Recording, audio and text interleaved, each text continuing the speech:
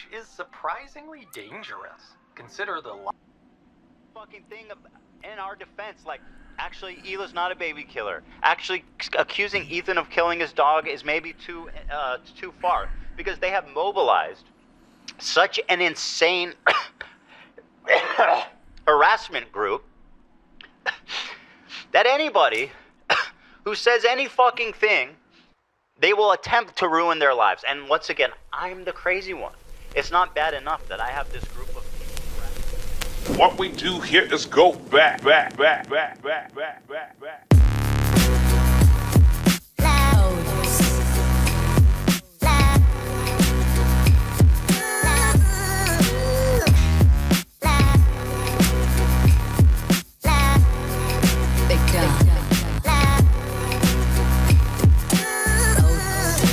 It's so interesting that, like, this is probably nostalgic for so many people in this audience who probably were major IDubbbz fans and possibly even Ben Shapiro fans at that time and now have become fans of mine.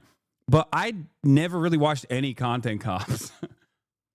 Like, I kind of knew about it because everybody knew about it. And I'm sorry for pausing it immediately. But, like, for me, I don't even get the fucking nostalgia aspect that you guys have.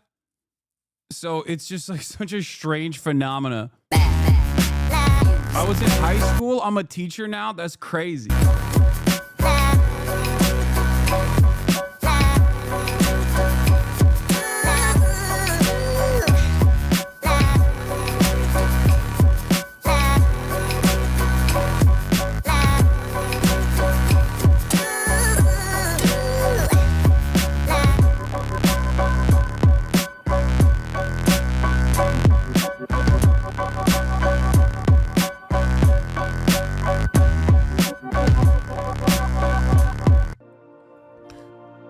What's up, everybody? I'm Hassan Piker, and this is the Hasanabi broadcast coming to you live from a cloudy day here in California, Los Angeles. We're live and alive, and I hope all the boys, girls, and MBs are having a fantastic one because today's a beautiful day. I have a very important announcement. I've finally done it. I watched Ethan Klein's Content Nuke, and I'm not going to call it Context Puke as I normally do because the reality of the matter is it was brilliant. Nothing was out of context. Everything was correct. I am an Islamist, fundamentalist, radical terrorist. I am a vicious anti-Semite. It's true. Most importantly, Ethan is more attractive than me, both physically and also mentally. I've been lying about everything, including my glasses. They're fake. He was right about that. That's not even in the Content Nuke. And he was right about that too. How did he know everything? How? Wake up, Ethan. Wake up, Ethan. Ethan, wake up. Wakey, wakey, Ethan. Wake up, Ethan. Wake up. Time to be awake, Ethan. Wake up, Ethan. This is no longer a dream. This is a nightmare. Wake up. Ethan, the dumb bitch is telling you to wake up. Wake up. Ethan, wake up. Wake up, Ethan. Ethan, wake up. Wake up. Zooms, anyone? Just wake up. Wake up. Wake up. Wake up. Wake up, Ethan. I'm not going to do a react content yet, chat. I'm the same kid. Nobody's telling you to wake up, Ethan. Yummy, I love Sabra hummus. Wake up, Ethan.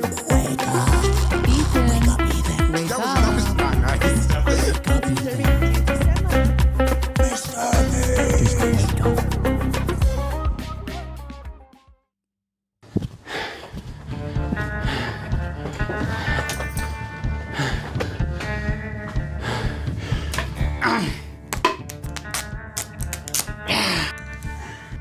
All right. I did not know he did that to my I didn't plan on microphone. making a content cop on H3. It sounds very stupid even saying that. H3, content cop, IDubbbz. Ethan Klein's out of control. And then you should do a content cop on Hassan Piker. Content cop on Sargon of Akkad. If I would imagine this in 2016, I would have been like, oh yeah, if I ever do that, it's gotta be because I lose the plot. Well, it turns out it's not me losing the plot, it's Ethan. He's the one who fucking attacked first. My good fucking friends who I stood by after all these fucking years can't find a spine to speak up. So go fuck yourself. I agree. All right, guys, I'm going to tell you a story about Ethan Klein. I know some of you have been following him, but there's a lot of people who might not be familiar with the background, with his podcast, with what's been going on over the past couple of years. So Ethan, as you know, is a content creator who has a podcast where he says all sorts of outrageous stuff. Sometimes it's fun, sometimes it's fucked up. He's had shows with all sorts of different controversial characters. He's had a show with Trisha Paytas. He's had a show with Hassan Piker. In doing so, he's gathered a ton of different audiences. Now in his podcast, he's crashing out Maybe. live. I just expected Also, I'm better. sure this is all going to get clipped, and I love that I'm looking like this for all this. At least I don't have black hair. I am not going to watch this. All right, we're with watching the Hassan content leftovers, they would mostly talk Well, I about just surface it's level whatever, progressive shit and make fun of right-wingers. And you're telling me he didn't flick their dick once at least? Oh, that's 100 shavers. You trans women. I say, oh no! And it was mostly that until they actually had to reckon with a very serious topic. I would say that Hassan was very well equipped to talk about that topic. Palestinian people living in the West Bank are subject to these horrific conditions, horrific living conditions by the state of Israel, America's greatest ally and the only democracy in the Middle East, if you ask Republicans and even liberals. Well, the dance he invented was so kick-ass. Israeli settlers are trying to evict Palestinian families in occupied East Jerusalem. The United Nations says that may be a war crime. It literally is. I was just eating the toppings, and the pizza looked like a burn victim. It was all disgusting. I don't know if you can make that joke in 2021. Why? It's insensitive to burn victims. I think it's a good analogy. It's a powerful image. Ethan was not prepared for this. Ethan, the whole time, is more of the goof guy. And that's fine, you know, we don't expect Ethan to be an expert on the topic. Ethan was obviously caught in this tricky situation where he is extremely sympathetic to the Israeli cause and what's happening to them. His wife's Israeli, she served in the IDF. He obviously likes the state of Israel. On the other hand, he's just got done capturing a massive progressive audience who are very politically savvy. They follow Hassan. Hassan is strictly a political streamer, so this is something they're very keyed into. So when they see Ethan say things that are just like not accurate and it's just propaganda, they're gonna call it out. From the river to the sea essentially means the state of Israel is going bye-bye. So this massive progressive audience that Ethan has, adopted over the years, they're becoming increasingly critical of his position because now he's talking about it not on Leftovers, he's now talking about it on his podcast. What I want to do is show you guys how I see Israel, because you don't see that. When you listen to Hassan and you hear all these fucking mega lefties talking about it like it's some super racist, crazy, like Jim Crow style of society. Like, I can't wait to show you guys. The other day, Bibi fired a really good guy that a lot of people are pissed about. So Ethan is having this back and forth with his liberal audience, leftist people online, progressive content creators, Hassan, all of these different people. He's finding new people every day, basically, to get in fights with. Of all people, this guy, Matt Lieb. Frogan and Denims and all these dipshits. And everybody thinks this guy's awesome, apparently. Even though he looks like Millhouse, fucking dork. Denims, by the way, was the real villain of the video. Evil, hateful, fucking... And I'll say it and I'll double down on it. And people... Oh, no? Did I not go there? And it's all culminated, at least for my story, in Ethan burning bridges with people until he burned the bridge with me. Since Ethan and Hassan's falling out, I've been keeping to myself mostly. I don't have many nice things to say. Maybe if Ethan's able to get some help, maybe if he stops harassing other creators, maybe if he does these things, eventually he'll find peace and we can rekindle our friendship. So that's been my approach. I've occasionally thrown a joke Ethan's way in the form of Hassan Piker versus Ethan Klein for boxing. I like Idubbbbz. He's a good guy, but I don't like this stupid. It's not a fucking petty beef. It's like, this guy is evil and he's doing anti-Semitism. And also he's way out of my weight class. He didn't like that, but fucking sometimes you gotta just throw something out there. That's crazy that he just drops that I'm evil and I'm doing anti-Semitism, that it's not a petty beef. Crazy. What a crazy statement, dude. I used to work with this video editor named Froggy Tonic. I discovered him because he was in the circles online that I was in. And one of those circles is an H3 fan. He watched Ethan's content, he liked Ethan's content, until he didn't like Ethan's content. There would be an occasional Froggy tweet where I'd be like, I agree with that, you know? Like, I'm not gonna endorse it, I'm not gonna retweet it or like it, but fair enough. I guess I just missed my old friend. Some wings are too bird feathered colored. Now that brings us to February 28th of this year. Now, my former editor of a year and a half ago did say some truly mean shit. He called Hila the C word. He said they're trying to kill their dog with cheddar cheese and a bunch of other shit, I'm sure. Ethan, at some point, discovers that IDUBBBZ's former editor says this horrendous shit about him and Hila. But no one's asking the question, where does Ethan get this information from? You see, it would be very obviously a problem if Ethan was discovering this content by scrolling through Twitter looking for something to upset himself with. He has maybe set it up in such a way where his employees feel the need to send him this information. And that would be horrible. They shouldn't be doing that. They should be sending you things that are entertaining for your show that don't fucking trigger the hell out of you. Why is there so much work being put into discovering this guy on Twitter who's barely getting any interactions, linking him to me and posting on the Reddit, when there's no work being put into who the fuck is the person on the Reddit who's posting this in the first place? If you do a little bit of research, it seems like it's an account whose intention is to make Ethan crash out. One of the users on the Snark Reddit points this out. They're like, I've seen this account before. This account has scraped its history, and it's now trying to make Ethan burn bridges. This is within Ethan's own community. Like, this is the thing that he needs to be critical of. It's not me. So yes, I am willing to admit that my former editor was being very nasty, uncharitable, and fucked up towards Ethan and Hila on Twitter. But Ethan and Hila are doing the same shit on their podcast. So I don't want to fucking hear it. Terrorist supporter. The CEO of Twitch. Pedophile. Now I'm going to watch and respond to the two podcast streams where Ethan and Hila call us spineless cowards.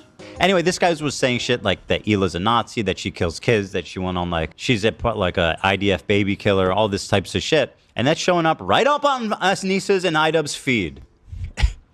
My good fucking friends who I stood by after all these fucking years can't find a spine to speak up. You know why? Because they'll get murdered. You don't know what's on my feed. What the fuck is happening? For all you know, I only use the For You tab. For all you know, I only use lists. For all you know, I'm seeing these things tweeted out by my editor of a year and a half ago and saying, God, that is nasty. I'm just not gonna throw someone away because they're having a parasocial weird moment. Just like I'm not gonna throw Ethan Klein away because he's having a parasocial weird crash out. How many women I fucked? Hassan, by the way, thousands. Yeah, thousands. Let me ask Galia.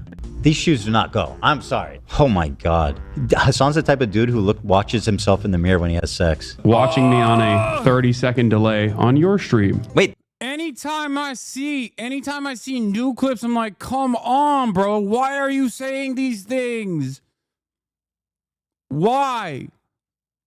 It goes back to stupid, sexy Hassan every time.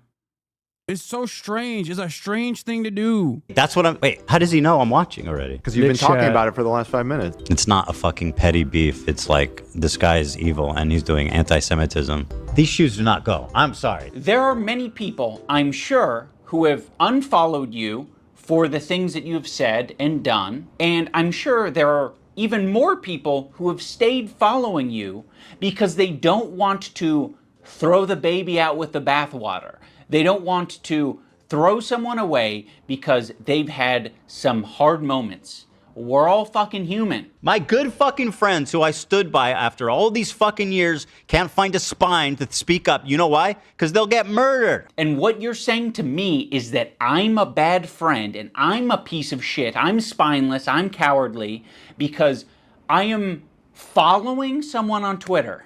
Because they have mobilized such an insane harassment group It's not bad enough that I have this group of people harassing me and everyone in my life. It's that people outside of this group, journalists, creators, are actively participating in this gaslighting to make it seem like I'm fucking crazy.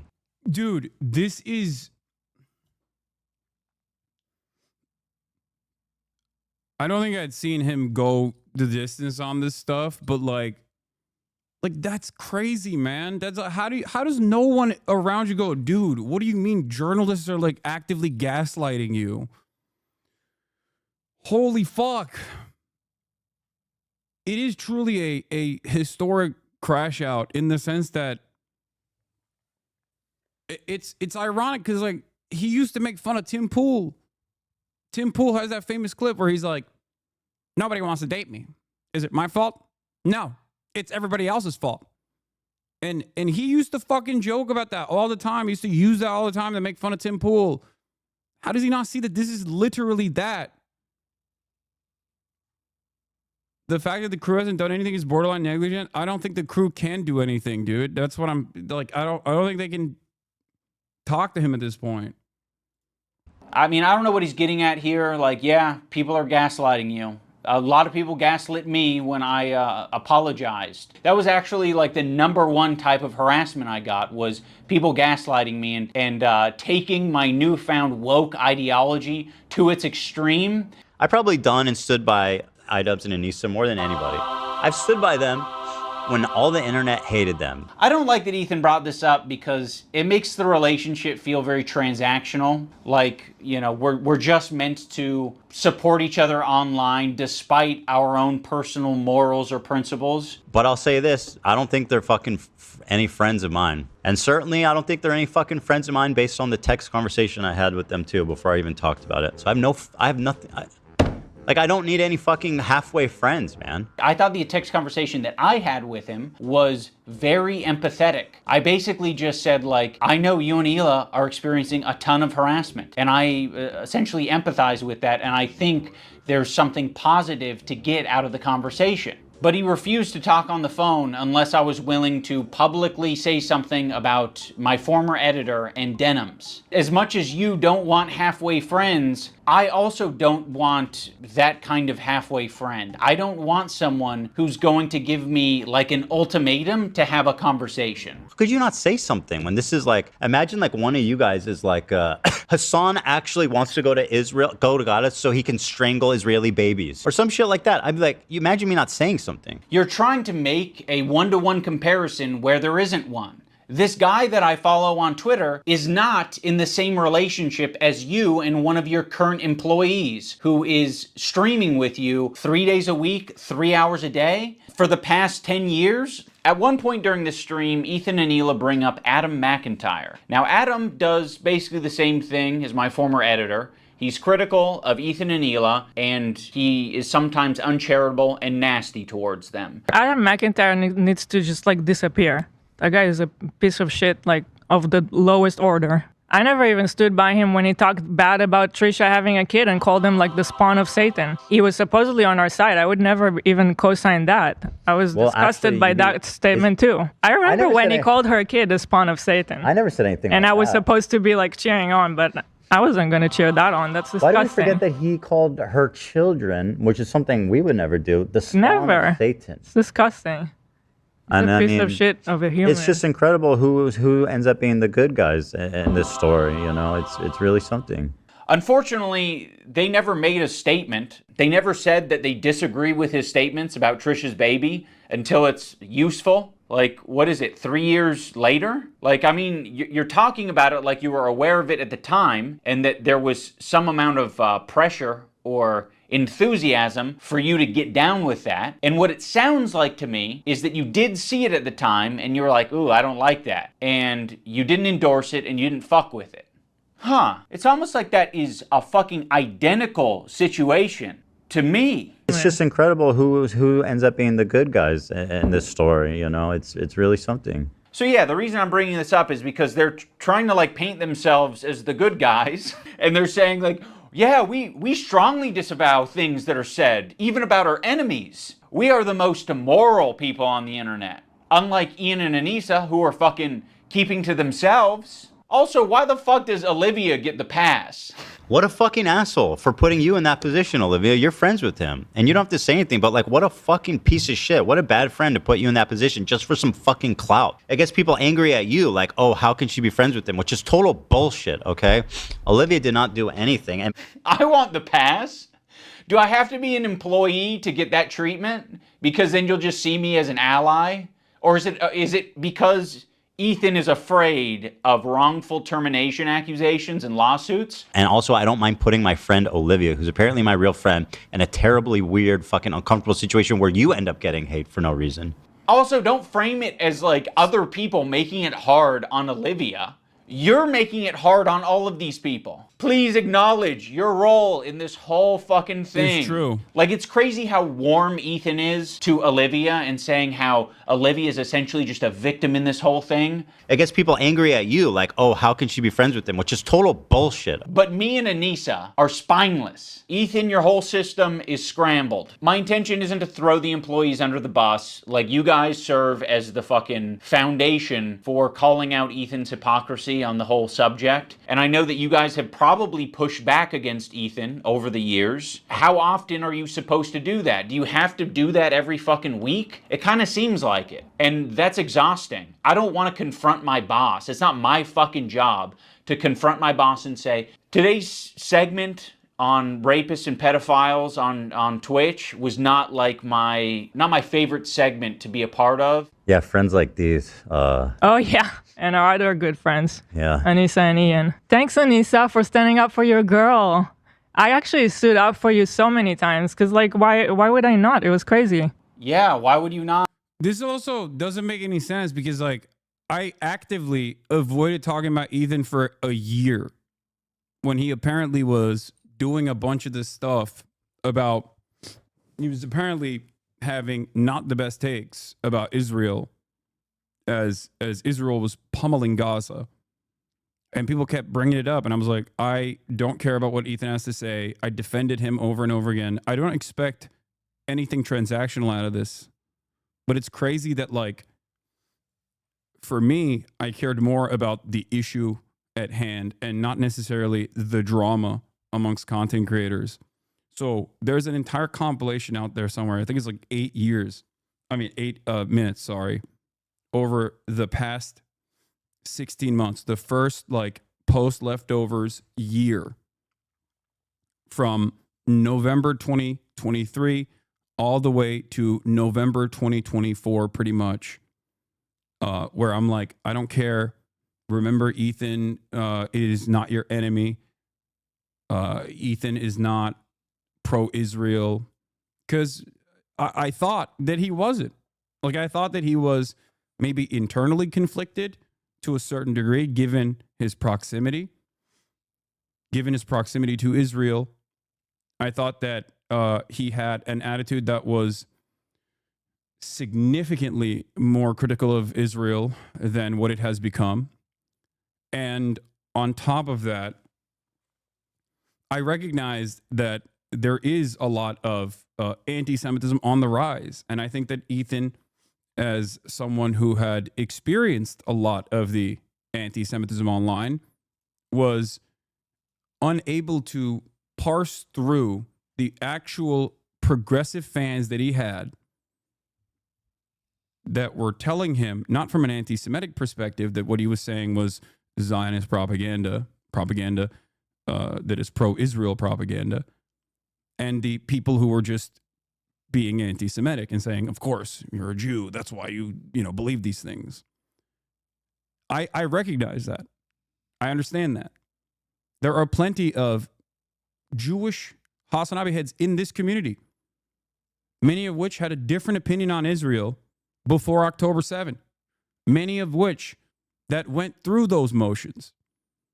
That's precisely the reason why I had Simone Zimmerman and Noah Colwin on the broadcast. Noah is obviously, as you guys know, a great friend of mine, host of the Blowback podcast, fantastic podcast about American foreign policy and its consequences. I highly recommend it. But I watched the Israelism documentary, and I had Simone on as well alongside Noah. And the reason why I did that was because I wanted to help other people that had been trapped in this internal conflict to see a way out of it, to be able to recognize the social conditioning that led them astray. And I think it's been relatively successful as well.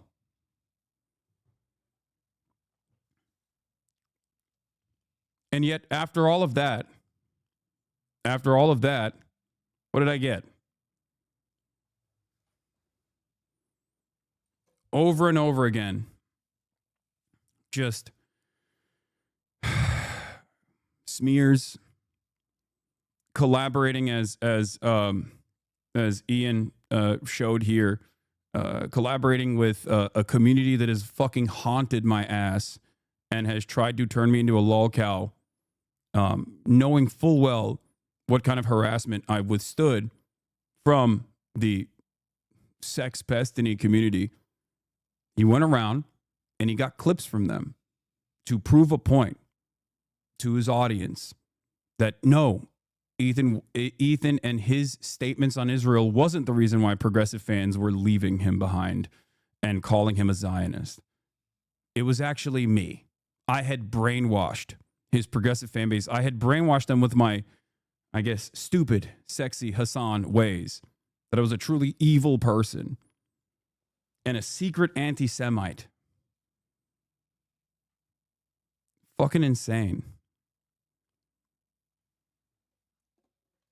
Not. I mean, if that's truly what you believed and you weren't just going to use it later. Of course I was going to stand by you. That's insane. It's absolutely insane and disgusting. But now you choose to hang out with people that would have a problem with you if you defended me.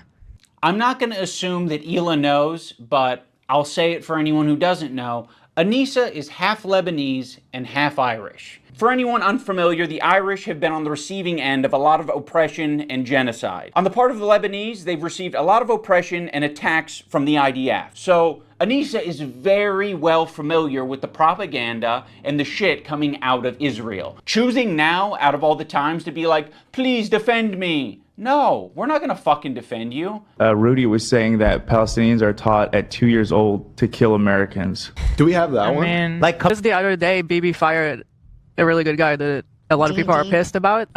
He looked mean.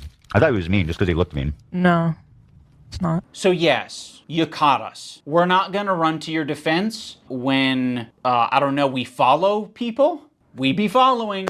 That's one fucked up thing that you can say about Anissa and I is when we're on Twitter, we do be following. So, The problem. okay, if you want to hang out with those people and have no spine and not stand up for another girl that stood up for you, enjoy your new... Like, is there no concept here of like the output? Is that not even remotely important or interesting to the subject matter?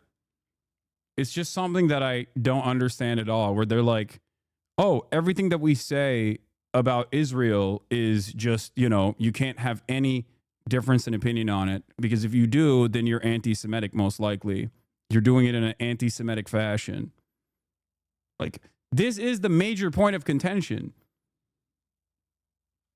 Content creators have a finite amount of time online, okay? What you do with that time and what you do with that platform and what you do with that influence matters.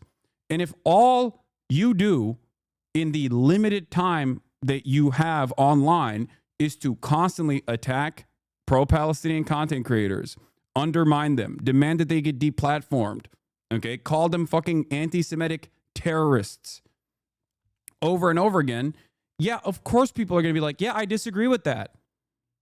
I totally disagree with that, especially when the backdrop of this conversation, when we are all living in profoundly privileged conditions here in the fucking Western world, in the United States of America, in West Hollywood or Bel Air, right? Like, we are incredibly privileged. And this entire conversation revolves around like your own personal feelings about how people don't agree with you. Like, it's just unimaginably selfish. It's so goddamn self-centered. It does not make any sense, especially when the backdrop of this is a live-streamed, endless sequence of child murder. So much so that Ethan made it such a joke that he would just be like, oh, there's a genocide happening. How can you do this? There's a genocide happening. Like that, it became a punchline for him. He started referring to Israel's genocide as nothing but a punchline. The genocide card, he said.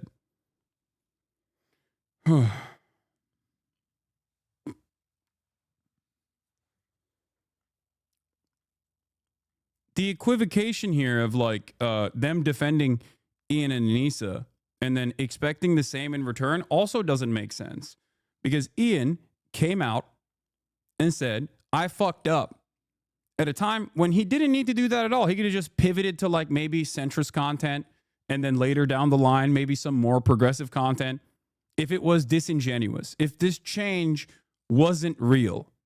Okay? If this change wasn't organic, if this change wasn't real, he could have just as easily kept doing right-wing content. That shit pops off. We all know what the internet looks like, especially with the 4chanification of Twitter to begin with. He could have kept farming it. But he had an honest change of heart. And in that honest change of heart, he came out and recognized that he should apologize for his past mistakes. And he lost a big chunk of his fan base as a consequence of that. People became active haters of him. He had nothing to apologize for because of his apology, okay? It is not the same situation. Standing by your friends in that regard, if you agree with the decision that they made to apologize, is an entirely separate situation than like actively crashing out on every single small, large content creator that's fucking pro-Palestine, trying to get people fired, trying to get people deplatformed, trying to take down an entire platform while you're on YouTube. Like, it's just crazy that yeah, of course, there's no equivalence here. There's no equivocation to demand unconditional support in this situation because I stood by you when you made a brave choice to fucking apologize for your past mistakes. Suing people for Reddit clips, getting your lawyer to demand insane things out of college students that are operating anonymous Reddit accounts, thinking that there's this massive conspiracy that you will uncover if you engage in frivolous lawsuits against people who cannot defend themselves against those lawsuits. And you know that they can't do that because you can bury them in a mountain of paperwork and know full well that they don't have the finances to be able to fucking defend themselves in a court of law. That's crazy. Friends. She's friends with people like Denims. I know. Yeah. Which I'll she's show. friends with Denims is actually participating in this whole Child Protective Service lie. Yeah. Which I'll and if show you're you guys friends with them, then you're saying what they're saying. You'll notice that Ethan and Hila start talking about this Denims character. Originally, the complaint was about my former editor. He's been chatting shit about Ethan and Hila for the past year at least. They only care about it now because I guess it was spoon-fed to them via their Reddit that's clearly looking out for them. Now, I'm not going to sugarcoat it, we are friends with Denims, but I would say it's the same level of friendship that we had with Ethan and Hila. It's like kind of an internet friendship. We think that she's a good person like we think Ethan and Hila are good people. Kind of a tricky situation. How can you possibly think that they're both good people at their core? People can have crash out moments. People can say things that they don't mean. People can say things because they want internet clout and attention. I don't know, I think they're both probably guilty of saying things that they don't mean for internet clout and attention. Right now, one's a little bit more fucking nasty to me than the other. I just don't see how you can be my friend and also be friends with someone like that. Well, you can't. So I already forgot about you. I actually have a lot of friendships that are kind of that way where it's like, you know, one of the friends doesn't fuck with the other friend, but there is someone in the middle who kind of fucks with both of them, but separately. Yeah, there's a lot of friendships that are like that. I'm not going to make you guys like meet up and kiss or anything. He got apparently real mad at Steiny too for having me on his podcast. That episode's coming out tomorrow, I think. I don't know. Anything. I get it. You guys are in fucking... You're either my best friend who's deep-throating me to the base of my cock, or you are Satan. You're the devil. The last thing I said to Anissa, we were texting before I ever talked about it. She's like, I don't care about this guy. He's a nobody. And, you know, blah, blah, blah. And I said, well, then you'll have no problem publicly denouncing it, right? Mm-hmm. And then from there, the conversation ended. She never replied. Ethan, you can't even phrase it in a way that doesn't make you sound like you're being coercive and shitty. Well, then, you should have no problem publicly denouncing it, right? Does that sound like a friend? It kind of sounds like something a powerful villain would say. But it was so funny how she immediately went to comment everywhere, like on our subreddit. She immediately had to comment like, oh, he doesn't work with us anymore. Then but that was it. That's all she said. But then say that you don't Okay, do you have agree. anything else to say for your friends though? One of the reasons Anissa was so quick to clarify things in your Reddit is because your Reddit was already talking about who this editor is. And they were spreading misinformation that it was our co-host on our podcast, Uncle Dane. So yeah, the last thing we wanted is this guy getting pulled into this mess, and you guys don't give a fuck. Would it have been nicer and more supportive to say, we don't agree with the things he's saying and we support Ethan and Hila? Sure. Like, yeah, that would have been a nicer thing to say. Our silence means something. It means that we would like to pause this relationship until you figure your shit out. And then maybe we can find a moment in time, I don't know how long it'll be, but a moment in time in the future where things are a little bit easier to broach. I don't think we need to do it right now, but you've insisted that this is an important thing to address.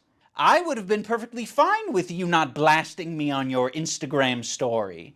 I would have been perfectly fine with you not blasting me and my wife on your podcast twice. I would be fine with you not brigading my comment section on my podcast that gets 3,000 views a week because I prefer to not do harassment campaigns and instead talk about Vampire's Kiss. Like they say something like he doesn't work for me, and I. That's the other thing is just like it's so it's so aggressive. Like this is the method. It's the tested and true method to just constantly do this. This is how you churn out content where you just discard people, real people, sometimes people that are in your life. It just feels so crazy to do this. It feels like you don't care about human beings as human beings. And it's all toys to play with that you can just cast aside and discard like a piece of trash. The issues themselves don't matter. People's belief systems don't matter. Everyone is a piece of content for you. Anyone and everyone can be discarded, cast aside, like it's nothing.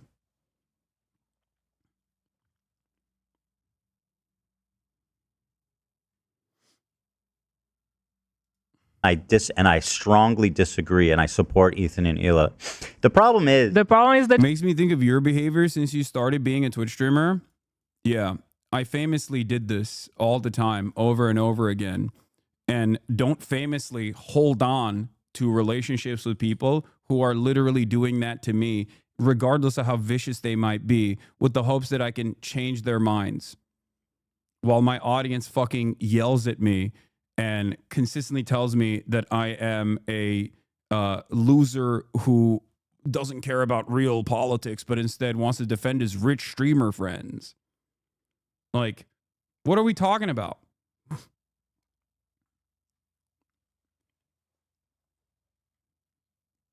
People unironically in my community yell at me all the goddamn time.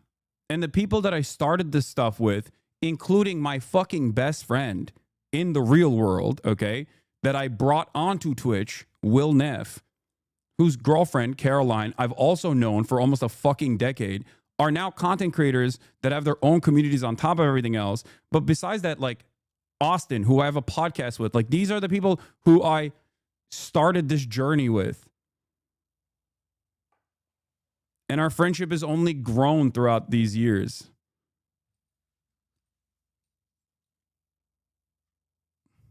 I don't want to have conflict. I don't want to have drama. drama, while it's great for clicks, right? It's fucking awesome for clicks. It's awesome for the algorithm. Takes away from the actual goals that I have here. Cutie being left out here. That's true. I got smoke for Cutie right now. That's why.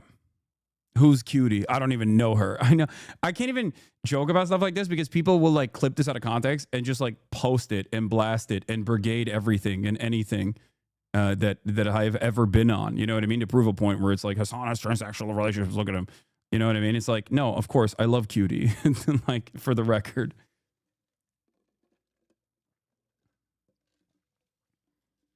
I did this with Aiden Ross until it was impossible to salvage. I did this with XQC until it was impossible to salvage. There's a reason why, outside of like classic quote unquote villains, okay, online, there's a reason why you won't hear this kind of attitude from many other content creators. And it's not because I have them under a web of lies and gaslighting and fucking, you know, mind control or whatever the fuck Ethan might suggest. That's not the reason. It's because I try to keep to myself. I did it with Nick Merckx. I try to talk to Nick Merckx directly when I saw him going down this right-wing path. Notice how there's one thing that is the most consequential aspect to all these stories is their politics. Okay? It's their politics, first and foremost. That's the most consequential aspect because at the end of the day, as I've said this, and I did this with Asmongold too, at the end of the day, what I care about for content creators in particular that have massive communities is their output, what they are putting out there and what they are influencing, what they are normalizing. And even with Ethan, I didn't care about any of the shit that he was saying. But the reason why I obviously started talking about it was because after a year of sneak disses and smears and whatnot,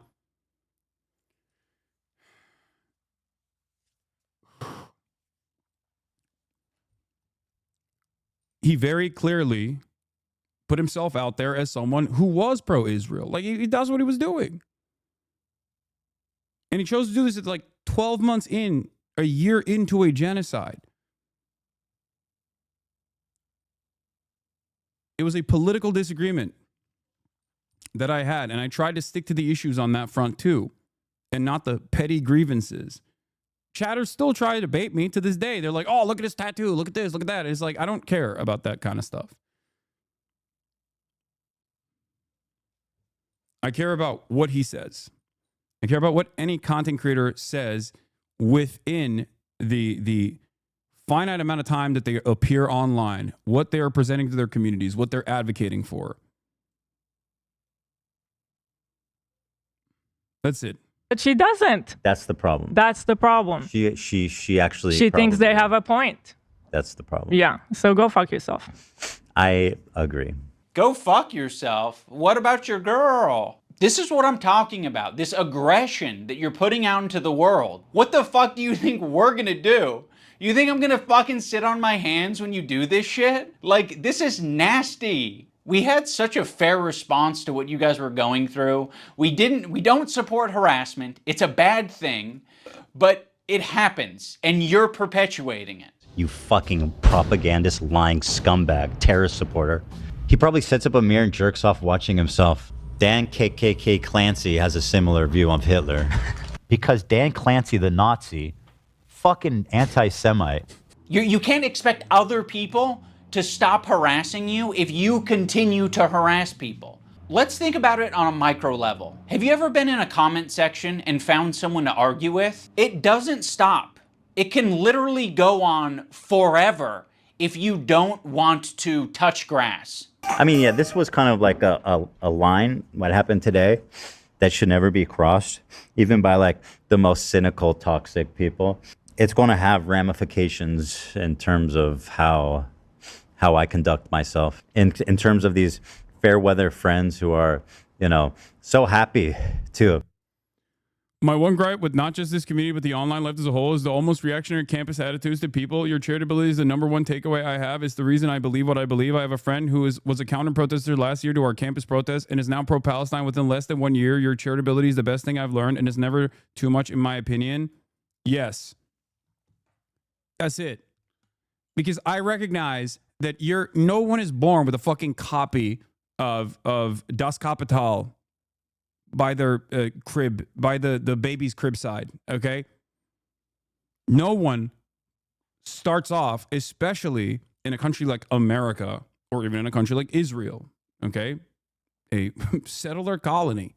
Both of these countries in their inception did genocide, ethnic cleansing, ethnic displacement. There's a lot of similarities between America and Israel, down to the connection to the greatest evil historically, the English.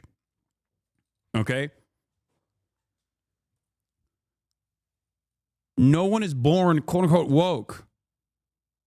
I certainly wasn't either. So I understand that it takes time, self-reflection, self-criticism. These are difficult things to come by.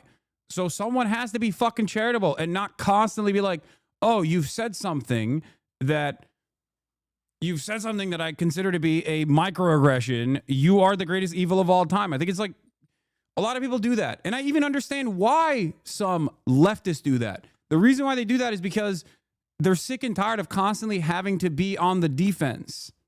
Okay? I get it. But you're being charitable to narcissistic content creators. See, this is what I mean. This is what I mean. You're doing it. You're doing it right now. You're fucking doing it. I'm not just charitable to narcissistic content creators. I'm charitable to everyone. The fuck are you talking about? My point is that this community is 42,000 people because of that. Do you understand? It's because of that.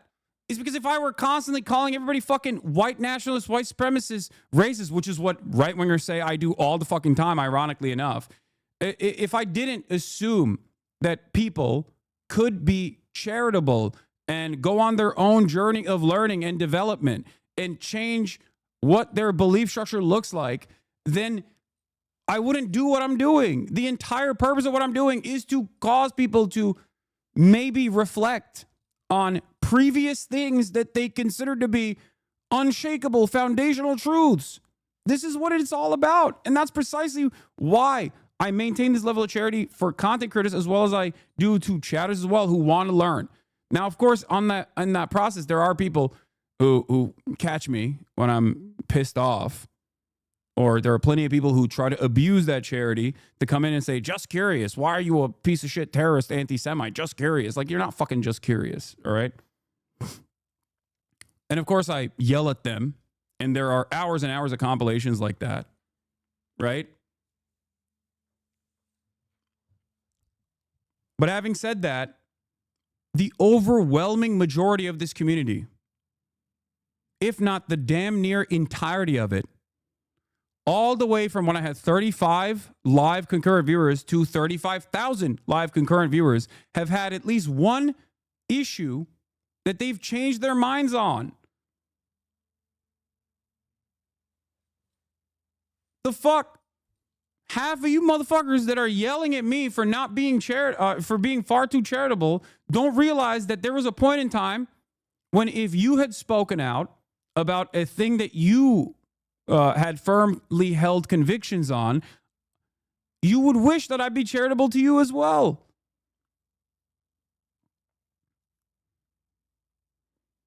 That's it.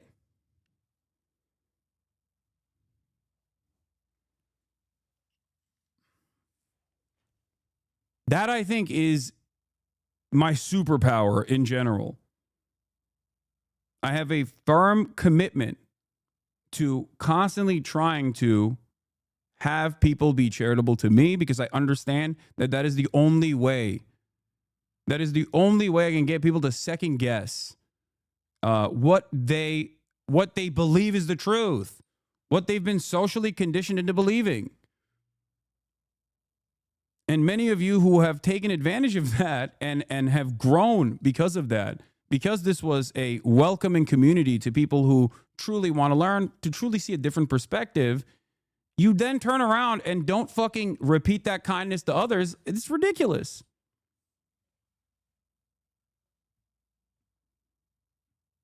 That's it. And the reason why I understand why people have reactionary attitudes is because leftists will literally constantly talk about social conditioning in a white supremacist, racist, transphobic society that we exist under, and then they get shocked when motherfuckers reflect that perspective. Yeah, of course. What do you mean? If you recognize the impact of systemic racism, you have to also understand that motherfuckers are going to be kind of racist without thinking about it. Okay? The fuck? Like, what's the expectation here? Of course they're going to be fucking racist. That doesn't mean they will stay racist. If you think people are intrinsically evil and racist, and there's no way to change that, then why the fuck are you even trying? Like, what's the purpose here? That you're just slotted into a position at birth? You're just going to be a Marxist-Leninist, a card-carrying communist. And this person is always going to be a liberal who's a racist. Like, what the fuck? What are you talking about? That's not how human beings are. That's not how you are. Always look within and analyze the changes that you have had about key issues that you now look back at and recognize how differently you thought. There are people in here who used to be Ben Shapiro fans. There are people in here who used to be Steven Crowder fans. There are people in here who used to be Destiny fans. There are people in here who used to be Ethan Klein fans. And over the course of many years, their attitude has shifted on a lot of these issues. Would you want everyone to constantly reduce you to who you used to be? No. Then you recognize why you have to be charitable to others. This is why I always tell you, be fucking normal.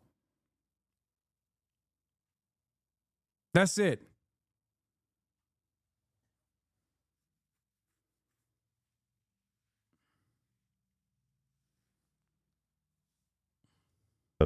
Be friends as long as they're getting something out of it.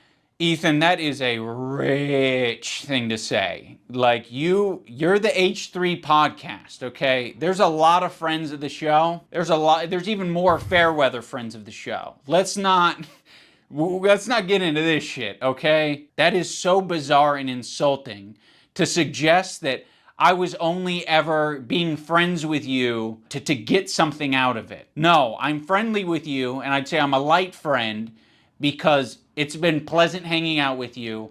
I've enjoyed your content over the years, and as of late, it's gotten really fucking shitty. Yeah, so go fuck yourself. I agree. Who else? Who else do we want to burn today? Who else do we want to burn today? You're making it so fucking obvious that this is your emotional dumping ground. It's horrible. This is not what podcasts are. There was a way to approach this to say like, yeah, we feel hurt by you guys not saying something. You've decided to do the extra thing and attack. Now, in fairness, I am attacking back, but I feel very insulted and I feel defensive and I feel like I am speaking up for a lot of people who have problems with you and a lot of people who have been on the receiving end of your harassment. It's so easy to be anti-racist. Everybody's anti-racist. Racism is the worst thing in the world, right? We fucking hate racists. Fuck racists. Microaggressions. The minute that they actually have to stick their neck out for somebody, the minute they have to actually risk. This is also the other problem. Is like, although I dislike you, Hassan, I absolutely do agree on your point that Ethan Klein is an absolute muppet. What the fuck? Listen to me. Okay, listen to me. Saying that you are defending Israel after 16 months of genocide, and that is a byproduct of Zionist ideology, which is a fascist ideology, is not anti-Semitic. You cannot, there's a difference between people that fucking yell about me all the goddamn time and people who compare me to Osama bin Laden. One is Islamophobic, and there's not really much I could do about it. Who gives a fuck, right? I mean, we live in the post 9/11 universe. It is what it is, right? The other is people hating me for a multitude of different reasons. If I were to constantly fucking run around and be like, oh, you guys are being Islamophobic, you guys are being Islamophobic. When people go, Hassan, you have a Porsche. You've leased a Porsche while you're a socialist. What the fuck is wrong with you? And I was like, that's Islamophobic. People would laugh at me. At least categorize why people have their disagreements with you. You know what I mean? Try to figure out exactly what this is. It's not always about anti-Semitism. You know what I mean? Yes, I fucking leased a Porsche, goddammit. Ironically enough, he went and bought the same Porsche after, and now he fucking runs around talking about Hassan as a wealthy hypocrite socialist. Something to put themselves in under scrutiny, to sacrifice something personally to stand up for racism, then all of a sudden it's like, hey, I don't want to get involved. And that's drama. How much do you care? I don't do drama. How much Sorry. do you actually care? Isn't that the whole point? Like, I realize that Ethan and Hila are more scared now than they've probably ever been. I feel like anti-Semitism is a thought in their heads now more than ever. And it's not completely unjustified to be thinking about that sometimes. You guys are just hurt, and you're kind of like dancing around and making very like loose, poorly thought out analogies for something that doesn't even apply to us. It's like me making this video is the standing up for something, and it's saying, fuck you, you guys are being bad. You know, I don't think you're bad people, but you're being bad. You're behaving poorly. You're hurting people. I mean, go back to the civil rights. You think that the people who are like the white kids who are protesting with the black students, you think that they were just like... Yeah, this is a civil rights violation. If you don't defend me, a podcaster who fucking constantly chirps about Israel, if you don't defend me, this is a civil rights violation. Not risking anything. Those kids who are marching with the black students and... So in Ethan's analogy, he's the black student and I'm the white student, but I'm the white student that's not, you know, marching by his side. I'm not doing the difficult thing. You're gonna have to march on your own, black student. Marching with the black students and... I mean, why is it inspiring? Why is it inspiring? Well, and it's the same... What a fucking laughable thing to compare yourself to. Jesus Christ. Thing, to bring it back to Hassan just because, but it kind of is the same thing. Like, I was thinking about going to Gaza until I found out it's dangerous. He's a total performative activist that doesn't give a single fuck about the cause. It's been performed exquisitely. Harassing one person and seamlessly transitioning into harassing another one. If anyone's been watching for the past fucking year, I'm pretty sure they have a good idea of your feelings about Hassan. Like, people like Anissa are the perfect example because she's friends with these people. She's friends with Denims. Denims is streaming this story about our kid I'll show that, yeah. getting Giarda from the dog, whatever. I'm sorry, I'll accept this position from anyone except you guys. You have laid the groundwork for this type of streaming, which is watching people's shit and giving your unfiltered reaction to it. Why would you expect Anissa, of all people, to say something to Denims? Okay, so by that logic, we should be saying shit to you guys all the time. But I have a feeling you guys wouldn't like if we said shit like that to you all the time. Yeah, we've been respecting you as independent content creators. You can do what you want. We'll treat you as adults. Maybe we shouldn't have been treating you as adults. She could say so much, and it would make her a little bit uncomfortable, right? It's not comfortable. She'll get a little bit of shit. Yeah, just for saying that. But that would be commendable. And by the way, it kind of speaks for itself that saying, hey, their house is clean, they're actually good people, like that's going to get you shit. That kind of says it all, doesn't it? There isn't a single person that I respect who would give a fuck if I publicly said that Ethan and Hila are great with their kids, Ethan and Hila didn't kill their dog, and Ethan and Hila wipe their asses or don't have giardia or whatever the prompt is. No one would care. The only person who would care is me, because I'm like, why did I tweet this out? I'm not tweeting out because I'm not your fucking lapdog. That's why I'm not tweeting it out. I'm not saying it to my audience because I don't give a fuck. It's not my business. Also, like, people disagree with you, Ethan, A lot of people do, as a matter of fact. Not only do they disagree with the way you go about dealing with issues, okay, but also people disagree with your overall fucking sentiment. They disagree with your opinion. And it's not in an anti-Semitic capacity either. Some of the people that Ethan has deplatformed are Jewish, okay? Like the Arabs podcast. He called him a token. A person that he tried to get fired from their Good Mythical Morning production job. Matt Leap, also Jewish. Like, what do you mean? It's like you don't care. It's not anti-Semitism at all. It's just me. People don't like what I have to say. They must be anti-Semitic. Like, what a fucking silly way to approach reality. Yeah, well, I'm not saying Noah Colwyn, Felix Biederman, or Lowell overruled because he hasn't tried to get them fired. Because they don't really have fireable jobs. That's, in my opinion, doing something that's Yes, it difficult does. and standing by your principles. Ethan That's brought the whole up how point. That's Sam what makes Hyde- standing by your principles. Ethan brought up how Sam Hyde broke IDUBBZ. Some of his chat likes Sam Hyde now. Dude, that is crazy. He made Sam Hyde look good. Lemafayal. We love Sam. Just because we hate Hassan and IDUBBZ doesn't mean we like Destiny and Sam Hyde. Who's Sam Hyde? Sam got him, Lamau. Sam's going to eat this up, Law. Sam is too smart. Law, Sam Hyde W.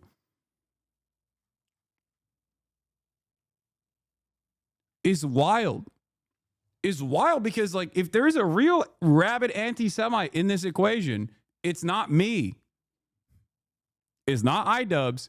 It's fucking Sam Hyde. He's literally a pedophile Nazi, okay? Not only is he a straightforward Nazi, he's also a fucking abusive pedophile. And this motherfucker is like, he doesn't have issues with that because, like, Sam Hyde hasn't said anything about him personally. It's just so simple. It's what you see is what you get. If you criticize Ethan, okay, recently, if you have something to say about Ethan recently, no matter how gentle you might be initially, you're the fucking worst guy, all right? You're the worst guy on the planet. You're the biggest anti-Semite on the planet.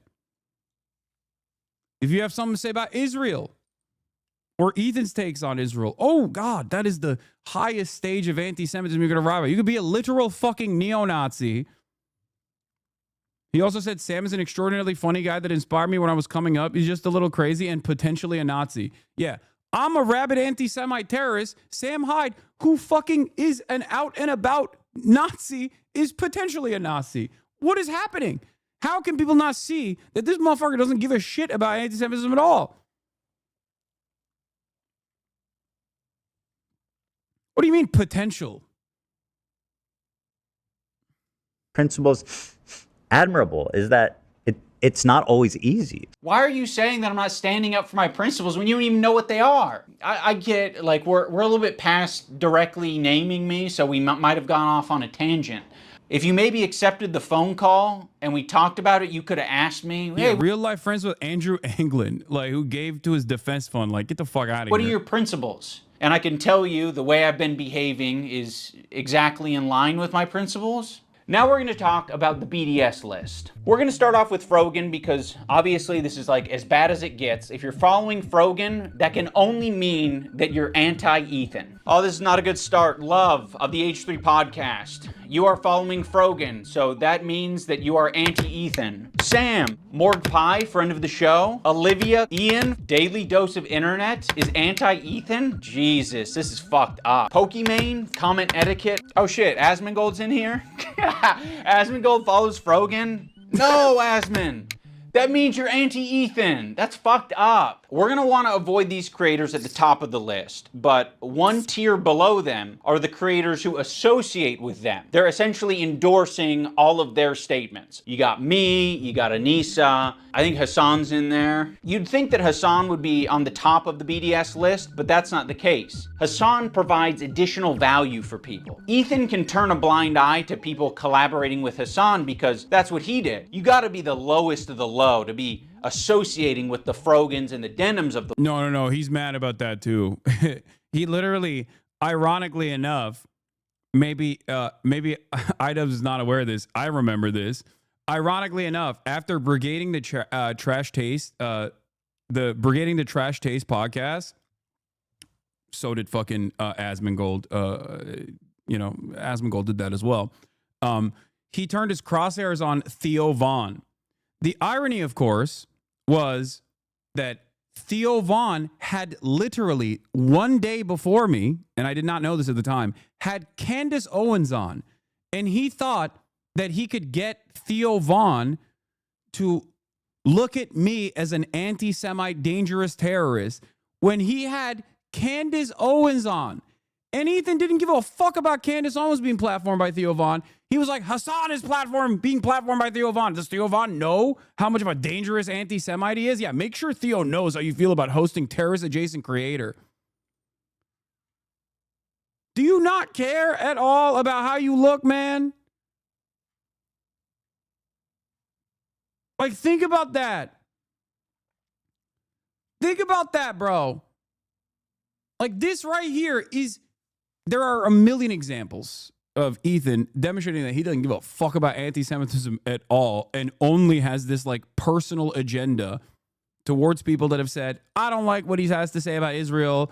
He's just lost in the sauce. He's defending Israel, right? He can't stand that shit significantly more than he actually cares about real fucking anti-Semitism. That he turned around and got mad about this and not about fucking Candace Owens being on the Theo Von broadcast. Like,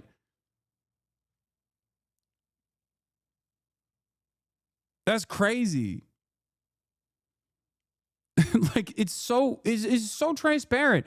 You don't have to be the smartest Ethan Klein foot soldier to recognize the inherent irony right here. Okay? Also, 1 minute ago, Jesus Christ, dude, screenshot from 1 minute ago. Holy fuck.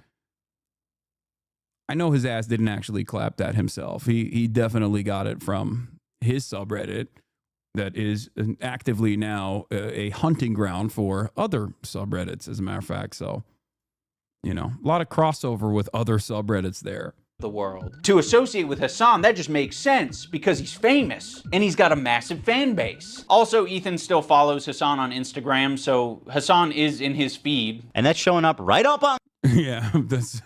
I didn't even realize that, but yeah. Us nieces and Idubbbz feed. It's important to remember that this is a living document and people can be removed or put onto it depending on how Ethan's feeling that day. You have this other tier of creators that exist below Hassan but are still anti-Ethan, but Ethan really doesn't want to bring your attention to these ones because it's kind of unpopular, you know? A lot of them are famous. It's no coincidence that Ethan stays silent when these powerful, popular men are supporting Hassan. It's because Ethan is a coward. He's a bitch-made coward. I think Ethan has an unreasonable amount of respect for these comedians because they have power, they're quick, and I think he knows that they don't fuck with his ideology. But he's gonna keep that to himself because the last thing that he wants to discover is that people that he respects and looks up to, they don't fuck with him. Bill Burr came on. It was like the worst fucking show. It was just horrible. That was like my lowest moment on podcast history. We could talk about Bill Burr, ruined my life. Bill Burr made Ethan go on Lexapro. I was prescribed it and it was in my bedside. And then it was the Bill Burr episode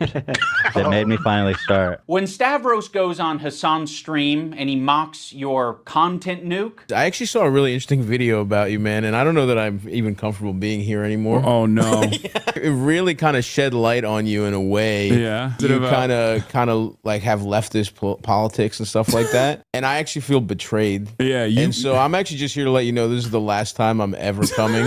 You don't fire back because you're coping. So you're just gonna tuck your tail between your legs and never mention on your podcast that mentions everything. You're bringing up some fucking connection I have on Twitter. Someone mocks you on a stream, you're not touching it. Fuck you, you're a coward. It's just his job. It's just what he does for his job. You know, he doesn't mean it. We're actually good friends. You know, he makes fun of everyone. It's not just me, right? Oh, also, I can't forget about Matt Lieb. Matt Lieb is in this like middle tier. His valuable association is Rhett and Link. So Rhett and Link, conveniently are also in this category of popular and powerful men who Ethan does not want to burn bridges with. Oh, Chad Felix. Oh, Felix is going to love this one.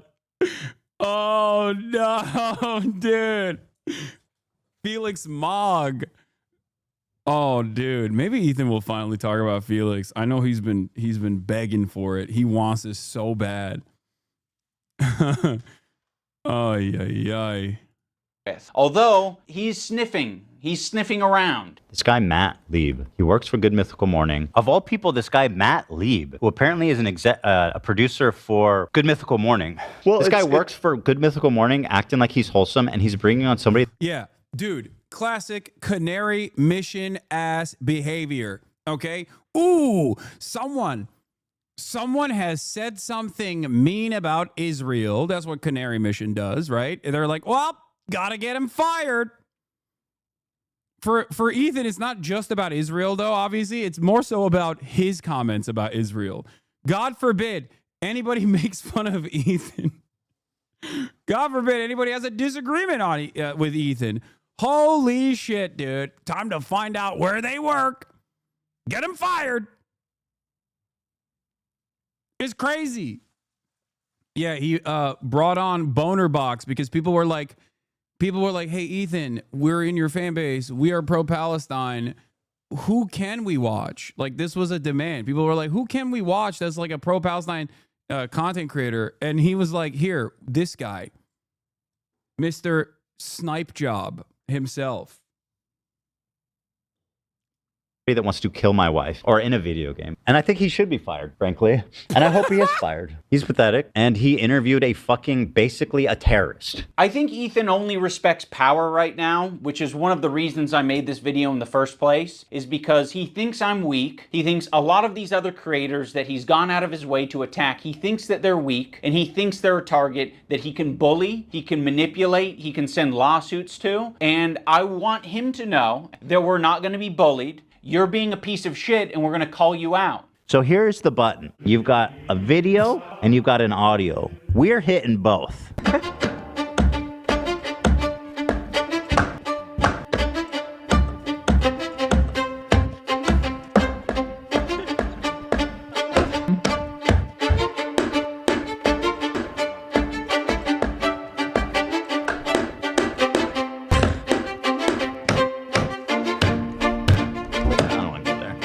Yes. There's no point. Let's leave. Yeah, there's no need. Yeah. I don't want to. Oh, shit. Like, how pathetic are you? Don't worry if you don't have it all now. I'll garnish your wages. I don't like pedophile. Like the Eye of Sauron. I see you. I see you out there, you fucking cockroach. You'll be living with your... Dude, I think this button compilation also shows, like, the attitude change as well. Like, the way he has, like, changed over time, not just like because he got physically healthier, right? Like, I'm not talking about that, but mentally, like, where he's at. Parents for a lot longer, buddy. Yes, please, I want to be a good Jew. I'm a good Jew, please, guys, please. That's fine. That was fine. Yeah, I don't think it was that big a deal. Of all the things that it always surprises me what you think crosses the line. Well, I looked at Olivia and she's like, yes, do it. Now let's talk about the button. Ethan got this button, or kill switch, as a response to the controversy with Cutie Cinderella. He was not able to control himself in that moment, and instead of figuring out how he can change his behavior, he spent $20,000. Dan and Ela were like, we would kill button that right now if we could. I can't change who I am. I know. That's why the kill button is on its way. That's it. See, exactly. He uses the button for everything. If his jokes don't land, he's hitting the button. It was being presented as if the Jordan crying thing. I hit the button. Why? I don't think I needed to, but you guys were giving me crickets, so I panicked. If he's insecure about getting something wrong, he's hitting the button. But, okay. What? Button for that? What on this frame could Ethan have responded to? Perhaps the country flag that he got wrong? Maybe. I don't know. If he goes on a problematic tirade, he's hitting the button. Before, look how sad. But yeah, it's not just that. Like their eyes are like big. I think you guys are wrong on this one. I think you guys are all wrong on this one. I don't think he's unique in hitting the button. I think if all of us had buttons, we'd hit the button all the time. But if you don't have it, you operate differently. You think about what you're saying. You maybe plan for your show a little bit more. You maybe say, I'm not going to have my podcast be an emotional dumping ground for today. You instead say, ooh, it's important that we stay on topic. Also, the H3 community and Ethan himself use the phrase goblin mode all the time to excuse a lot of his shitty behavior or what make is the button about is when he says something fucked up or says something that he's like insecure about. He just described it. He just hits the button and then because the stream is on a delay, it basically erases that part of the stream. It cuts the feed and it feeds you just like a sequence of cutscenes instead, and it wipes 30 seconds off of what the stream, or 20 seconds I think, off of the stream. It seem less bad. Like I've been diagnosed with goblin mode actually. By claiming that what happens is he just gets into this like uncontrolled state he refers to as goblin mode. I do not call myself goblin mode. Yeah, oh yeah, you did. Goblin mode? Is that what you're calling Tourette's now? Yeah, this person is being ableist when they use. This person is being ableist when they use the terminology that him and his community has started to use, you know? And anti-Semitic, possibly. No. I'm surprised that he didn't hit the... I'm surprised he didn't say it was anti-Semitic. All victims of goblin mode, I would like to issue an apology. You are goblin mode today. You're goblin mode. Look how many times you paused. I'm trying, bro. And I don't think there's no room for using the term goblin mode. I like the idea that you're defending yourself and the little guy by going goblin mode when a big corporation or a big entity is trying to attack you. Like, if you fuck me over, if you steal money from me, if you patronize me, if you do any of this shit like you're trying to do to me, to treat me like a fucking idiot, I'm crazy, dude. I've gone fucking goblin mode over way less.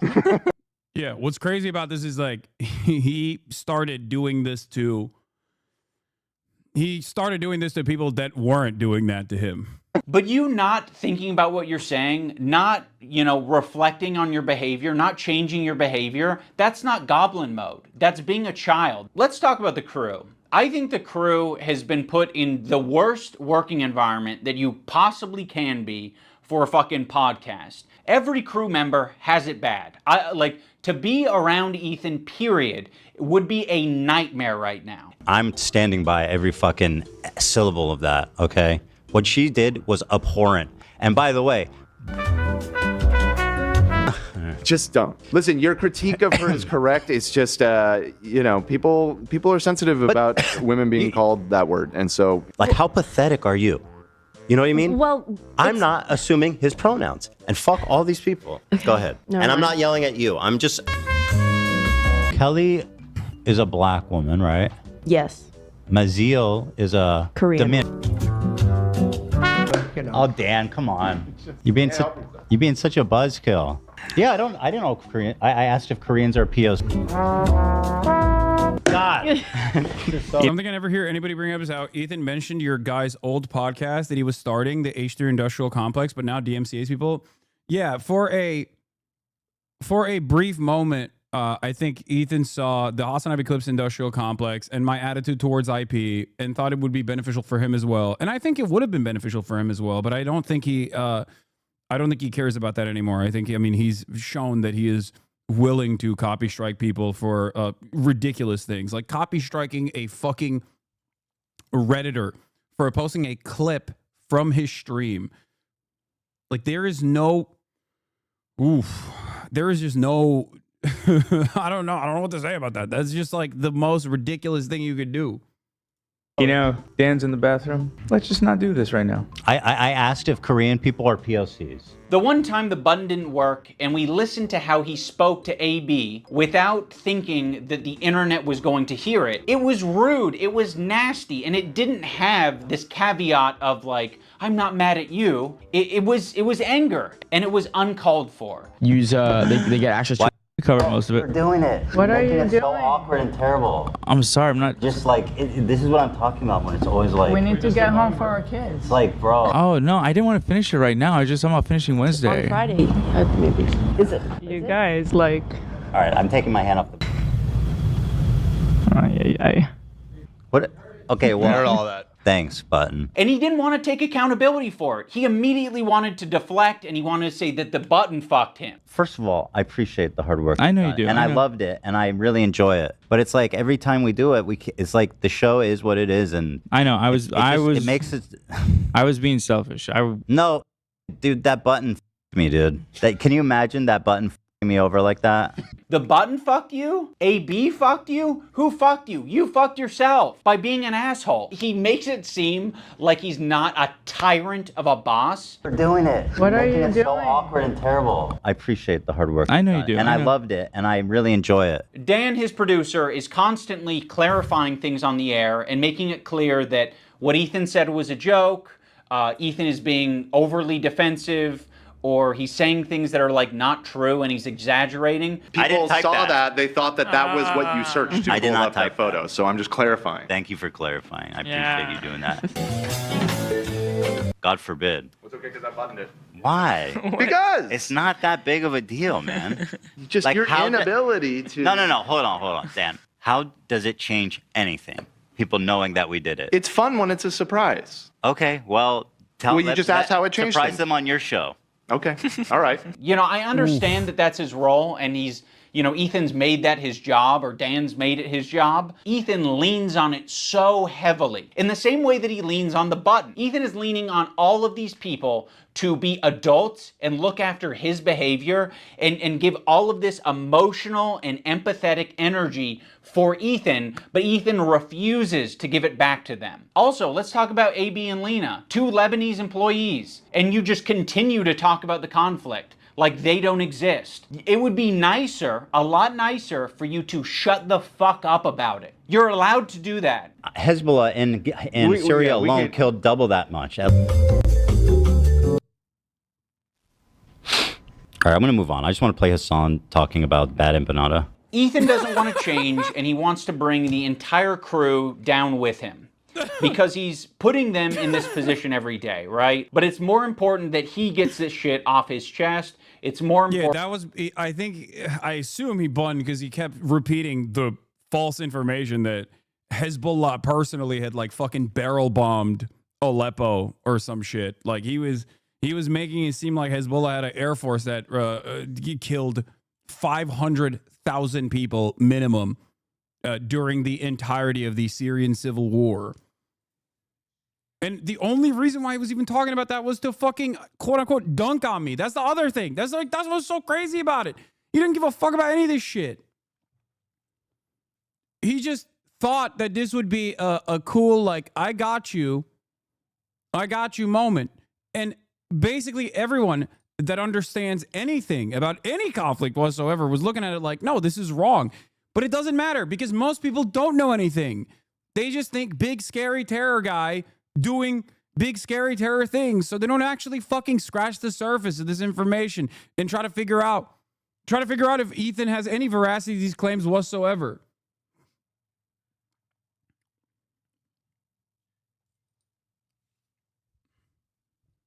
Ironically enough, my position on Hezbollah in Syria has nothing to do with my conversation about why Hassan Nasrallah was assassinated and how it was not justifiable to begin with, alongside thousands of civilians in Beirut, by the way. That's what's so crazy about this whole process. Like he wanted to find anything that would make me look bad. Like that's what's so pathetic about it, if that makes sense. Like, this is shit that I care about, okay? And I know that to a certain degree, it's stuff that Ethan cares about as well. At least like to a certain degree, managing the conversation around Israel or talking about anti-Semitism. Like these are things that he cares about, right? For sure. But the issue is everything comes back to petty grievances and drama with him. That he dumps. We're all familiar with Goblin mode. Well, Ethan debuted a new mode recently. And by the way, my ratio is pretty good. Like, I'm looking at like 20 Goblin modes to 1 too far. Demon mode, let's call it. What makes Demon mode different than Goblin mode is goblins aren't really like an intimidating, powerful force. If the goblin is persistent, it can get what it wants. When I'm done with the other one, the big one that's dropping probably next week, my full attention is going to you, George. Like the Eye of Sauron. I see you. I see you out there, you fucking cockroach. Ethan, the reason the internet got behind you when you were being sued by Matt Haas or when you were being sued by Ryan Kavanaugh is because people saw you as the underdog. They saw you as the guy who's defending the common man. I'm suing, and I cannot wait for you guys to read it. At the moment, we are writing 3 complaints for 3 people. You are doing the classic rich asshole thing. You have a deficit of friends, you have a surplus of enemies. You feel really bad, you feel hurt, but you also have a surplus of money. So what can you do? You can use that money to bully and intimidate people. These public legal threats that you're making to fellow creators, these legal threats that you're making to people on Reddit, on Twitter, you're like, I'm hurt. These people are hurting me. What do I do to stop it? There's nothing I can do to stop it. I'm powerless. No, you have a ton of power, you have a ton of options, you have a ton of choice. That's exactly what you get for being filthy rich, is you can do all of these things. I've never want to sue someone for defamation, but like at what point do you kind of fucking have to? I mean, this is like basically someone calling you a pedophile. Be like, yeah, you know, Ethan's a pedophile. Dan Clancy or whatever, like the CEO of Twitch, and being pedophile. Dan KKK Clancy has a similar view of Hitler. Because Dan Clancy, the Nazi, fucking anti-Semite. There are certain things you can accuse people of that rise above to make it like actionable, which is like wrongfully accusing someone of being a pedophile, a sex criminal, a murderer, shit like that. Dan Clancy now, in other words, he is a pedophile. Just the most oblivious person on the planet, dude. No self-awareness. Holy fuck. No self-awareness. Bro, one of his fucking fans showed up, rolled up to Dan Clancy in public. Okay? And I think, like, I don't know what the fuck they were asking him. I forget what the clip was about. But he literally posted it on his Instagram story, encouraging his fans to do this kind of thing. The only other time I've ever seen this happen was Destiny, when Destiny encouraged his fans to fucking come at me personally, okay? And Sam Hyde, ironically enough.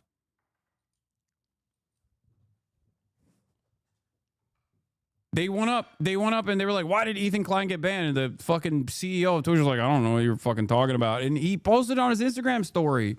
He was like, this is a brave journalist.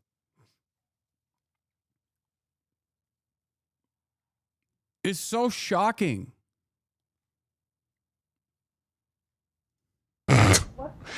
You have so much less to go off of saying that than anybody has about Dream. Based on his looks. Just based on his Well, at least you're self-aware. That's 100% a joke. I have no evidence to conclude that he is. One of the more notable legal threats that Ethan has sent out recently is against Noah Samson. I have nothing but vibes to gain, and potentially your money as well. Don't worry if you don't have it all now. I'll garnish your wages. You're going to be living with your parents for a lot longer, buddy. 26, you know what I mean? Try 46. Noah made a video that was critical of Ethan and other content creators when they're talking about Israel and Palestine. I mean, the way he's talking about Noah on his podcast is so fucking creepy and weird. Is this a new thing? This is a new thing. This happened during the show. Upon initial examination, it seems to check out, and it's not great for young Noah. Can I say that? Don't say it yet. Don't say it. So he's a rape. So of course his standard, I don't know what he's accused of, so I'm not actually going to say, but Ethan brought on a former partner of Noah to basically just shit talk him and say that he's a bad partner. But that's all that Ethan was able to extract out of it. You are not accusing him of committing any crimes or doing R-word or anything like that. The accusation is that he's a sleaze. Absolutely.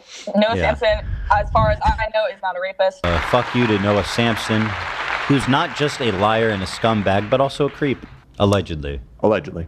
Now let's talk about the left-leaning Democrat. He presents himself as someone like me, a left-leaning Democrat who supports basic things. The thing that made me start to question Ethan's intentions is that when he was suggested to talk to Sam Seder, a fellow progressive, a guy that Ethan respects and looks up to. He works with Sam Seder at the Majority Report. I respect him and what they do there. He kept saying that it was racist or anti-Semitic to suggest that he talked to someone who's within the same ethnic group as him. That's why I said yesterday, like, I urge Ethan to talk to Sam Seder. There are very thoughtful, very kind anti-Zionist Jews out there that he could talk to. I don't think that I will be able to reach him. What's the insinuation that I only listen to other Jewish people? You need to talk to my pre-approved list of Jews that like agree with me on everything. You know, it doesn't matter if they're Jewish, dude. It doesn't matter if they're fucking Jewish. I think most Jews. I don't think Jews at large crazy. view it.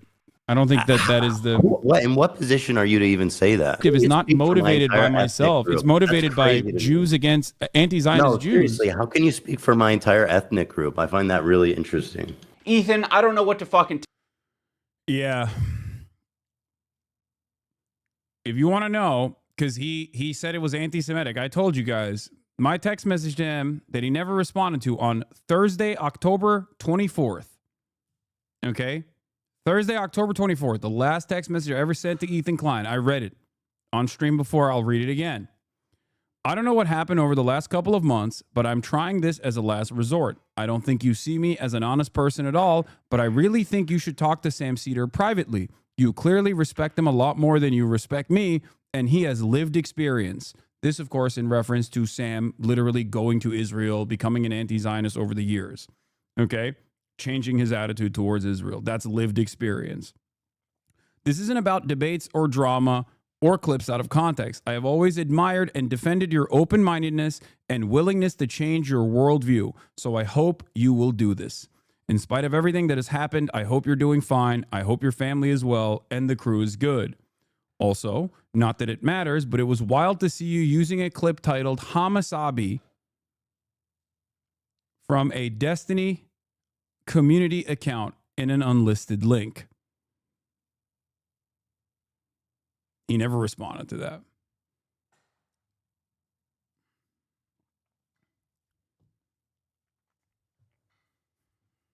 And instead, that was on October of last year. Think about all the things that he has said since then.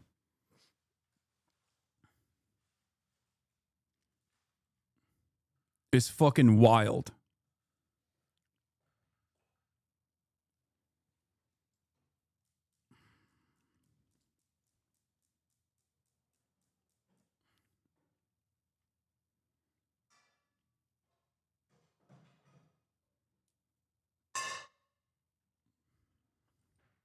No, not 2023, 2024.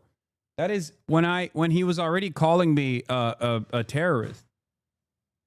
At that point, he had already started calling me a fucking terrorist using unlisted clips off of YouTube from Sex Pestini's own fan accounts, unlisted clips titled Hasanabi. Those are the clips he was using on his fucking podcast to talk about his former podcast co-host, former friend. Because he had to prove something. He played Twitcher terrorist.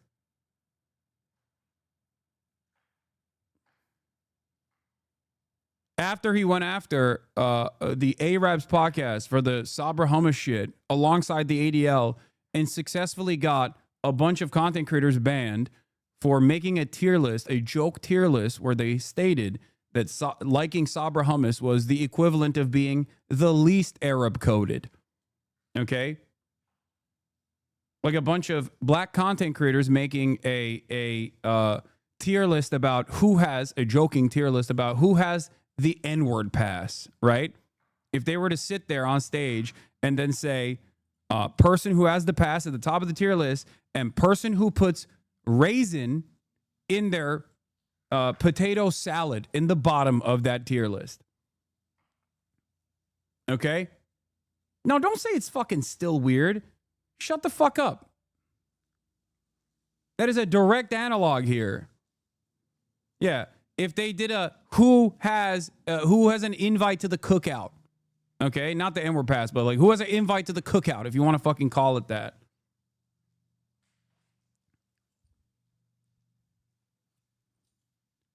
Over his extended crash out, he has unironically done shit that ended up hurting him in the long run too. Like they pushed actively to get a politics tag alongside Sex Pestany and that other fucking freak, his lieutenant commander, Dan Salty Man,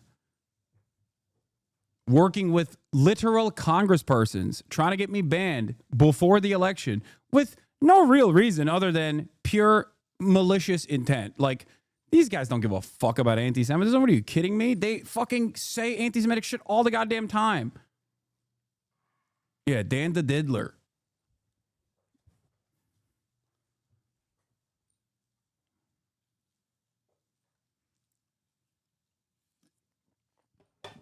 The fucking Diddler commander of the Diddler Brigades. The DDG Brigades. Whatever the fuck. They call themselves the Dezbollah. They call themselves the Taliban. Anyway. They got the politics tag slapped onto Twitch. Okay? They actively tried to get fucking all advertisers to pull out of Twitch. How fucking insane is that? You're hurting thousands of content creators at that point.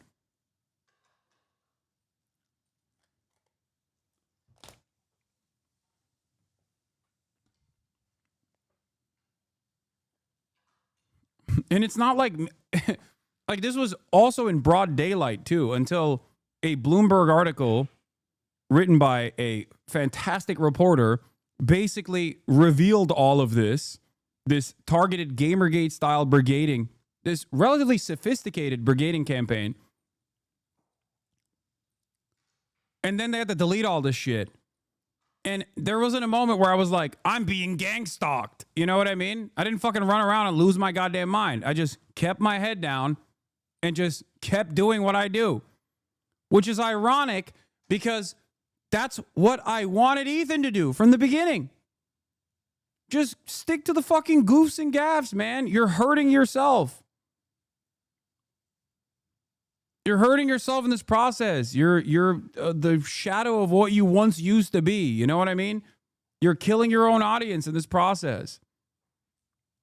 Tell you, this is like step one of having a leftist ideology, is recognizing our race, religion, nationality, all this shit, all shape our experiences. Yeah, random streamers with their country tags got their ad revenue removed and banned creators for a month before an election, forcing them to lose tons of money too. Yeah. As people.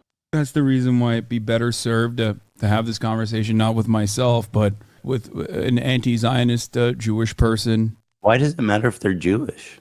Because I'm not Jewish, and you've said in this conversation that, like, how can you tell me how to feel about the situation? Yeah, but how is one person a representative of Jews at large? I'm just telling you how Jewish people around the world interpret that phrase. So yes, Ethan, on occasion you might be suggested to talk to someone who has some crossover with you. It doesn't have to be your ethnicity. It could possibly be someone who shares progressive ideology with you. It could possibly be someone who is of your same gender. I think Ethan understands this concept very well. He listened to these women on his show when they told him that he shouldn't be calling women bitches. This bitch is intolerable. You are such a nasty fucking bitch, Ken. I don't know if you can call her a bitch, though.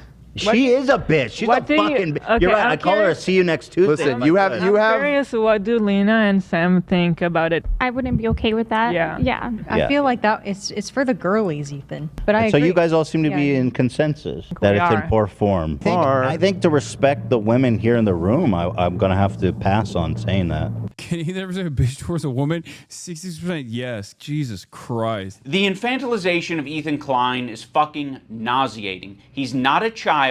He is absolutely capable of looking into Hassan, learning about his politics, interviewing, doing loads of things to figure out where he stands. He presents himself as someone like me, a left-leaning Democrat who supports basic things. And for the first time, I noticed an inordinate amount of radical, hardcore leftists. I mean, I thought we were social democrats, not whatever this was. This comment from Hassan really started to sound some alarms in my head. I was already getting uncomfortable with our partnership. You know what's funny? Here's how I know. This is one thing that I realized, that this is where I realized he was being disingenuous. Because I was like, is he actually a baby? Like, does he have a baby brain? Does he have a child's brain? Where I was like, these are my politics. We had a fucking politics podcast for 2 goddamn years. So clearly you know what my politics are. But maybe he's just a baby brain person, right? Like, fine. Maybe he didn't understand what I was saying when I said it to him. But then I realized in one of the clips that I saw of the context puke, where he actually talks about the first time we ever interacted. Okay? The first time we ever interacted, it was his podcast where I walk him through the steps of my America Deserved 9/11 moment. Okay? And he was very understanding. But in that podcast, where I also talked about my politics of what I believe, like social democracy in the interim is good because it marginally improves the living standards of all American workers. Is a good thing, but that's a short term. Obviously, in the long term, I want this entire system to change, right? And that is you might disagree with that. You might say I'm a revisionist. You might say that's not going to happen. You might be a revolutionary Marxist-Leninist vanguardist, whatever. Fine, okay? That's not what this point is. The point is that I was having this conversation with him, describing to him the steps of democratic socialism, okay, and how you arrive at democratic socialism and what my worldview is. And there was a bunch of socialist ass shit behind me when we were having that conversation. In the context puke, Ethan clipped that to make an argument about how I was actually a liberal, left-leaning liberal. He clipped his own podcast interview with me where I had a bust of Vladimir Ilyich Lenin and a USSR Ushanka, like prominently featured behind me as we were having this fucking conversation. He cropped it because even he had the wherewithal, in my estimation, to recognize that if he were to show that, people would go, dude, you're having a conversation with a guy that you thought was a liberal and he has fucking Lenin behind him? That makes no sense. So either he did that deliberately in an effort to massage the truth a little bit, or he got it from someone else who had the wherewithal to do that and fucking duped Ethan.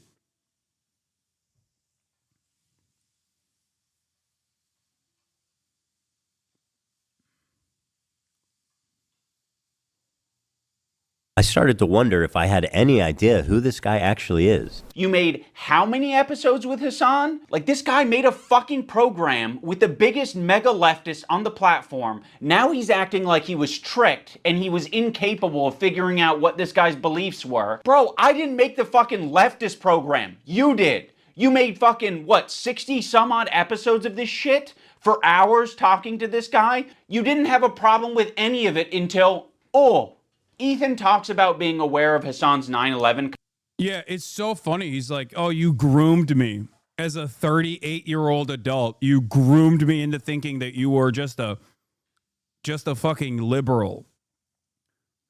No, the reason why he had this attitude is because he thought if he posts this as is, if he posts this fucking context puke as is, he can maybe convince other people, he can maybe dupe other people into thinking he's the victim here, okay? That he wasn't fully knowledgeable of my worldview, that I actively told him over the course of 60 plus fucking episodes on a podcast that ran for 2 goddamn years, a political podcast that ran for 2 fucking years, okay, to a 38-year-old man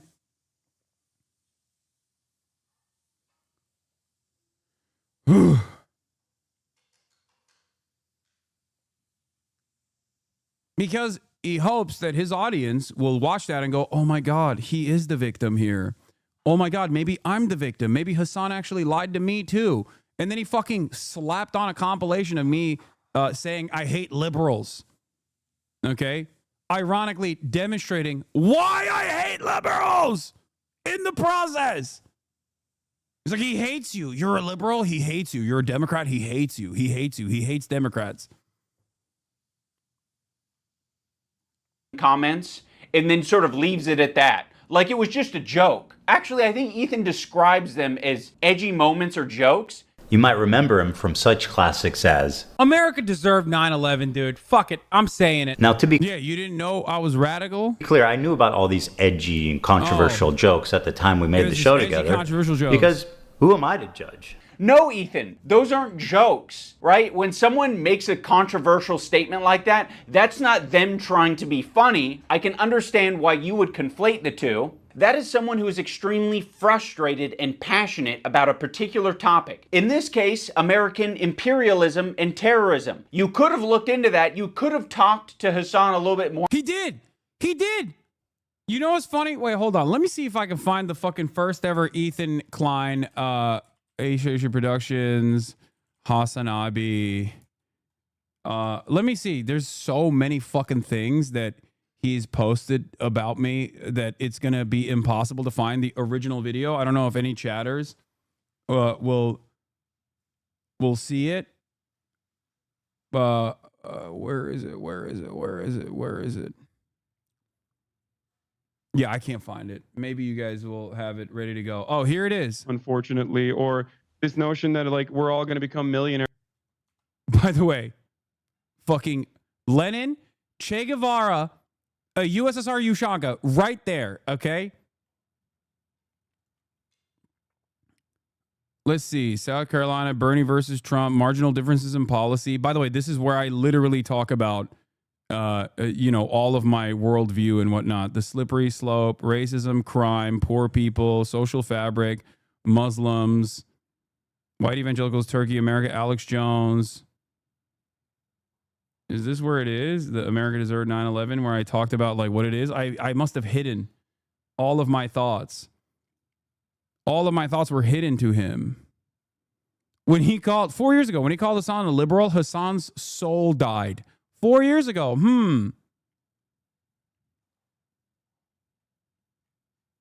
Second spike from the right. Worked openly with Nazis and white supremacists. And I mean like Nazis and white supremacists literally, like people who call themselves white supremacists or white nationalists, or have openly admitted that they believe that the white race is superior, like Stefan did in that famous video. Oh, second one right here. Started as like controversial or can be clipped out of context. I always say that. It's a meme in and of itself at this point. In order not to avoid terms of service. America deserved 9/11 in a video. My dad is lighting the kitchen on fire again, folks. Holy moly. Holy moly.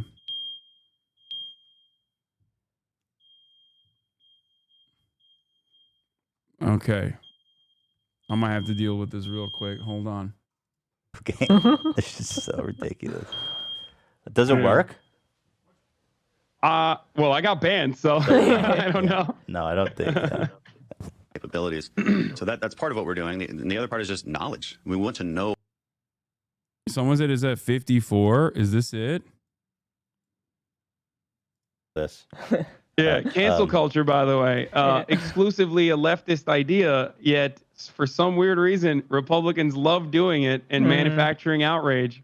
Yeah, there was weird. I don't know but Hassan basically was reacting to something, and he said jokingly that that America deserved. He said, "Fuck it, America deserved 9/11." Yeah. But then you went in to explain. By the way, did you? We clarified it literally immediately Yes. after. I was like, But you- I'm saying controversial, exactly what we did. But did you know you were armed the- fucked though when you said that, because you said in a video No. game afterwards?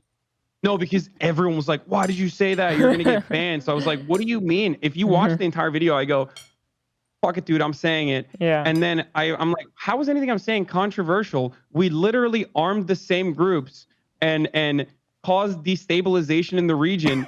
and then we're shocked when the very same people that we armed, gave weapons to, gave training to, turned around and hit us back. Like, how is that in any way remotely controversial? Right. I think that's a conversation that takes place all the time.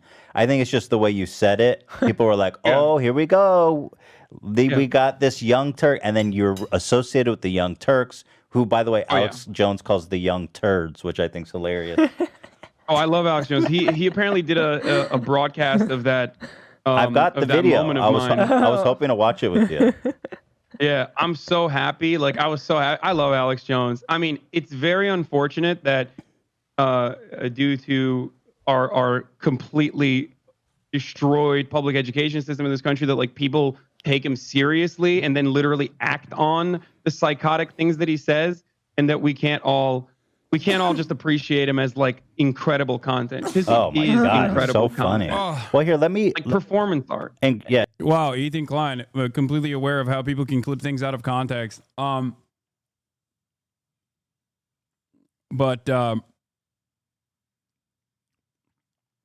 was it? This isn't even what I'm looking for. I basically describe in great detail how ISIS formed, right? How ISIS formed, how it played how the material condition played a formative role in like radicalizing so many people into insane positions, like completely unjustifiable positions, while also describing the concept of blowback to Ethan. And he totally understood, or it wasn't even ISIS. I think I was talking about Al-Qaeda too. But no, I'm fairly certain I talked about ISIS as well. Okay. And it's just like, he got it then. And this is the first time we ever talked. So what happened? Warren found out what his international politics opinions are, but you wouldn't even need to do that. You can look at it online. You're not a victim. You weren't tricked. You made 60 some odd episodes. If you didn't want to go down this route, you shouldn't have done it. But that was your fucking choice. You did it. You are an adult. When Ethan and Hila are watching Matt Lieb saying that one state doesn't represent all Jews, they cannot wrap their heads around the idea. No single person represents all Jews. I'm just telling you how Jewish people around the world interpret that phrase. No single. Isn't this also a Sam Cedar bit where they call Ben Shapiro the Pope of the Jews? That's Sam Cedar, right? For kind of this reason. That's why they always joke about Ben. Person represents all Jews, as no single state represents all Jews. This is another weird thing. Oh my God. Israel, this is a lie that I see Hassan and people pander. They say that Israel's going to war on behalf of Judaism. They have never, I don't believe that that's ever been stated. And I don't think Israel ever explains that it's like,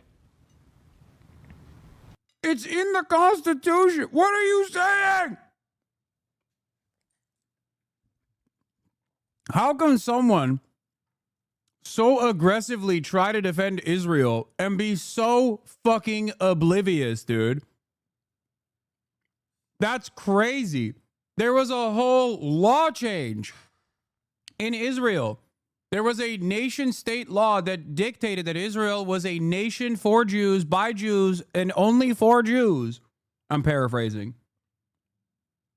Every aspect of Zionism, from its inception, even though it was created by secular Jews, atheists that didn't give a fuck about Judaism at all, knowingly and willingly have entertained the notion that Israel is for the Jews, by the Jews, and it is for Judaism.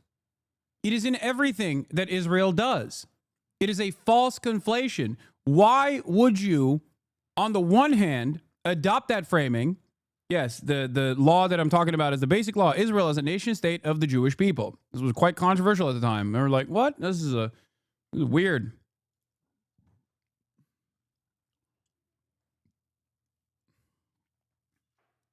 But why would you say this while also simultaneously claiming, well, all Jews are Zionists. So when you say Zionist, you mean Jew.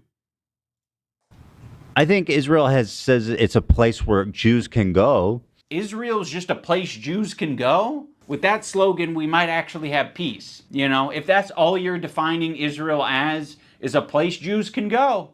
Like, sure, it sounds like America to me. Like, all right. I don't think that Israel said they represent. Yeah, I ironically covered this all the way back in 2018 with Noah Colwin.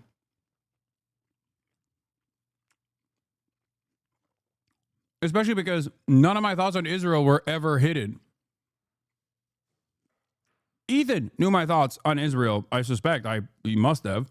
Present all Jews.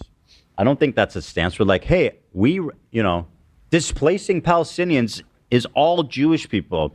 Ethan is being so disingenuous here to suggest that he doesn't understand what Matt Lieb is saying. Like, he's making a semantic argument. Like, I don't think Israel has said that it represents every last Jew on the planet. I don't think Israel has claimed that. They're not going to say that their most genocidal behavior represents anything to do with them, okay? But what they are going to do is they're going to inexplicably link Israel and Jewishness together. So when they're being criticized, all of this... Also, they do that. They literally do that. That false conflation is actively egged on by the Israeli state. Not only is the Star of David in the flag in and of itself, but besides that, there is no reason to fucking put Star of Davids on the fucking heads of Palestinian prisoners that they kidnapped. There's no reason to get tanks to draw Stars of David in the Gaza Strip. There's no reason to prop up a fucking menorah in the middle of the Gaza Strip as a symbol of conquest. Israel actively does present itself as the Jewish nation, of course, but while also simultaneously engaging in defense of Israel as a way, like it plays two different roles.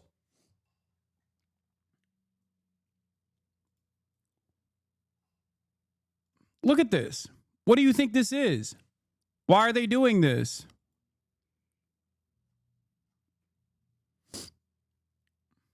You can get mad about it. You can be like, oh, how dare you? This is anti-Semitic, which is ironically, at the root cause of the IHRA debate.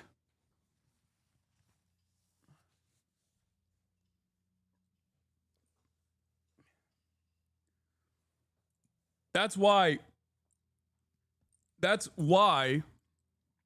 Ethan himself has, at moments, and I've heard him say this, talk about how, people just substitute the word Zionism for Jew because all Jews are Zionists. He says this himself. So he's making that conflation himself. All of a sudden, they have the perfect defense. Oh, another thing I need to mention. There was a tier list. It was called the Who Can Say Habibi tier list. It was presented at TwitchCon as like a panel that was just meant to be lighthearted and fun. And Ethan Klein saw that, and he decided that it was anti-Semitic. Tier list them, and we're going to need your help to discuss and figure out who can say Habibi and who can't. And also, we have tiers. We have Arab coded. They ask permission to say Habibi. Like you got like a white guy's like, can I say it? Is it a slur? And then Love Sabra, which is they're not Arab coded at all. Now, when I first saw this tier list, I immediately knew what it was doing. I was like, oh, it's a play on the who has the N-word pass and who doesn't tier list. Granted, Habibi is very different than the N-word, but it is a cultural word amongst Arabic-speaking people and Muslim people. Like that is a word that's used. Habibi, it means my love. Oh no, don't do that, Habibi. Oh yes, Habibi. You're my Habibi, I'm your Habibi. So yes, it's meant to be a fun way that these Arab content creators can express their Arab culture and be proud of it and happy about it. Because it's not like they have massive representation on the platform. Making a tier list based on race. And nobody has a fucking problem with that. Okay, you have a tier list based on race. Where's the Jewish panel? Where's the Jewish panel? Where at the top it says Jewish. It's a tier list based on Arab to Jew. He's Arab, which is good. That's the best thing you can be on this. That's the best. This is racist. I will say that conveying information through a tier list is not the most effective thing, but Ethan should understand this principle. He did a white slurs tier list with Hassan. Cracker. I mean, you know what my take is. We can't put this as an F. Cracker. I mean, that's got to be at least a D, right? Pale face motherfucker. Pale face. I mean, again, I think that's an F. Hog. So hog is my favorite. I use it all the time. Him and Hassan feel as though they are white guys, so they felt very comfortable talking about white slurs on their tier list. I think I'm more white than you. What do you think? I think I'm white. Like, I'm super white. Can you understand why Arabs might feel comfortable talking about Arab shit on their tier list, Ethan? You're the white guy. You think you're more white than Hassan. I think I'm more white than you. So yeah, the white guy can say all the things that he wants, like cracker, but the Arabs can't have their tier list. I would put him also in Arab. I know Turkish people are different. Notice how they dropped the premise almost immediately that it's about who can say Habibi. And then it's like, Hassan, okay, actually, he's Arab. We fucking love him. He's dope. He's Arab. Habibi is an Arabic word. That is an Arabic word, Ethan. Funny about this whole thing is that they say Habibi in Israel. Again, people underestimate just how like mixed Israeli culture is. Like, we say Habibi in Israel. Yes, Ethan. Another piece of evidence as to why it isn't anti-Semitic. This is racist! If you're not Arab or understand Arab culture at all, which is a lot of Americans, and Ethan Klein presents you this tier list and calls it anti-Semitic, you're just gonna eat it up. It's not. Ethan is just proving his location on this tier list under Love Sabra because he doesn't understand Arab culture. There's a lot of Arabs who eat Sabra. There's a lot of people like me who eat Sabra. A lot of the times it's all that's in the store, and I'm— Boo. Sabra hummus is dog shit. And BDS, but also mostly just dog shit. Yeah, Ethan tried to say that Love Sabra was actually loves Jews. And I didn't even know this as the fucking expert of anti-Semitic dog whistles. Even I didn't fucking know that Sabra also meant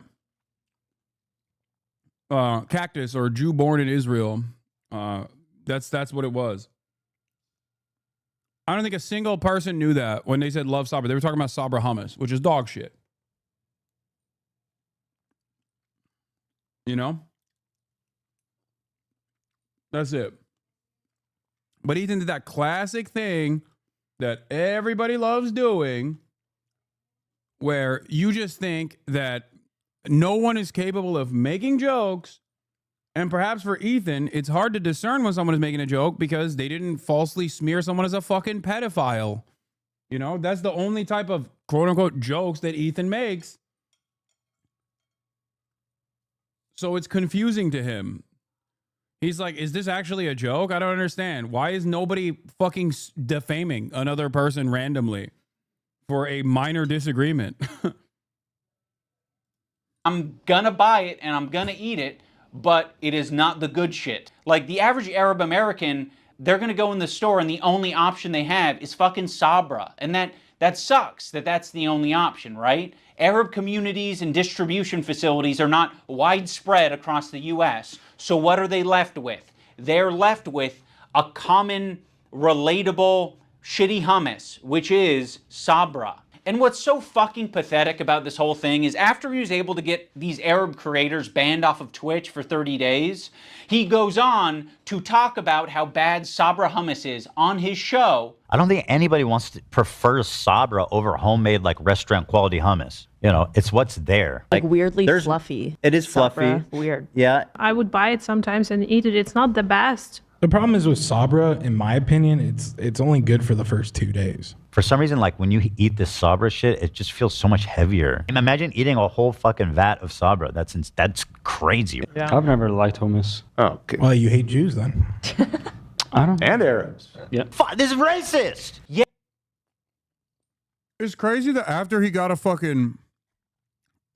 collected those scalps, and in the process, yelled at an Arab Jew that was also on that panel and got him banned too, and then subsequently called him a token, which is anti-Semitic. Okay. How dare you not unconditionally support the apartheid ethno-state? You must be anti-Semitic. Like, what the fuck is wrong with you? Then he does this fucking victory lap where he's basically like, yeah, I hate Sabra too, actually.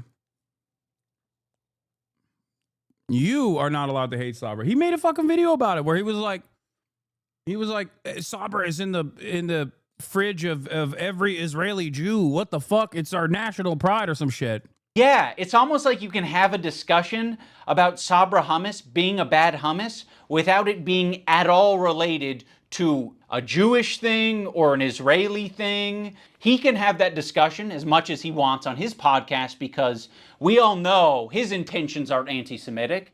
This is what he did. He hit his heart hard.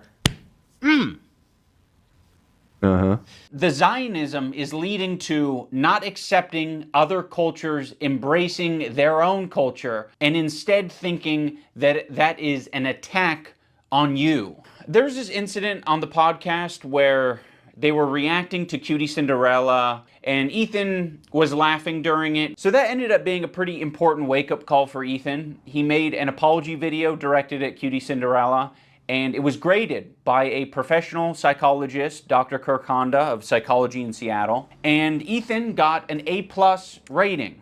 In terms of a public apology, this is A+.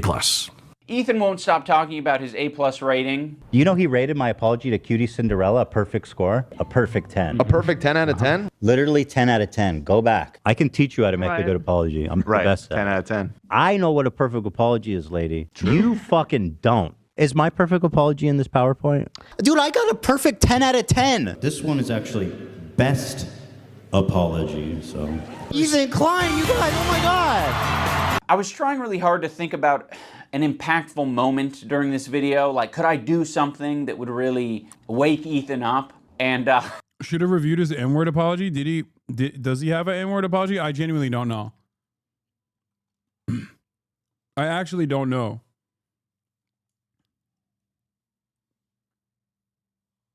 Wait, are you guys setting that up to be like, nope, that's the joke? Oh.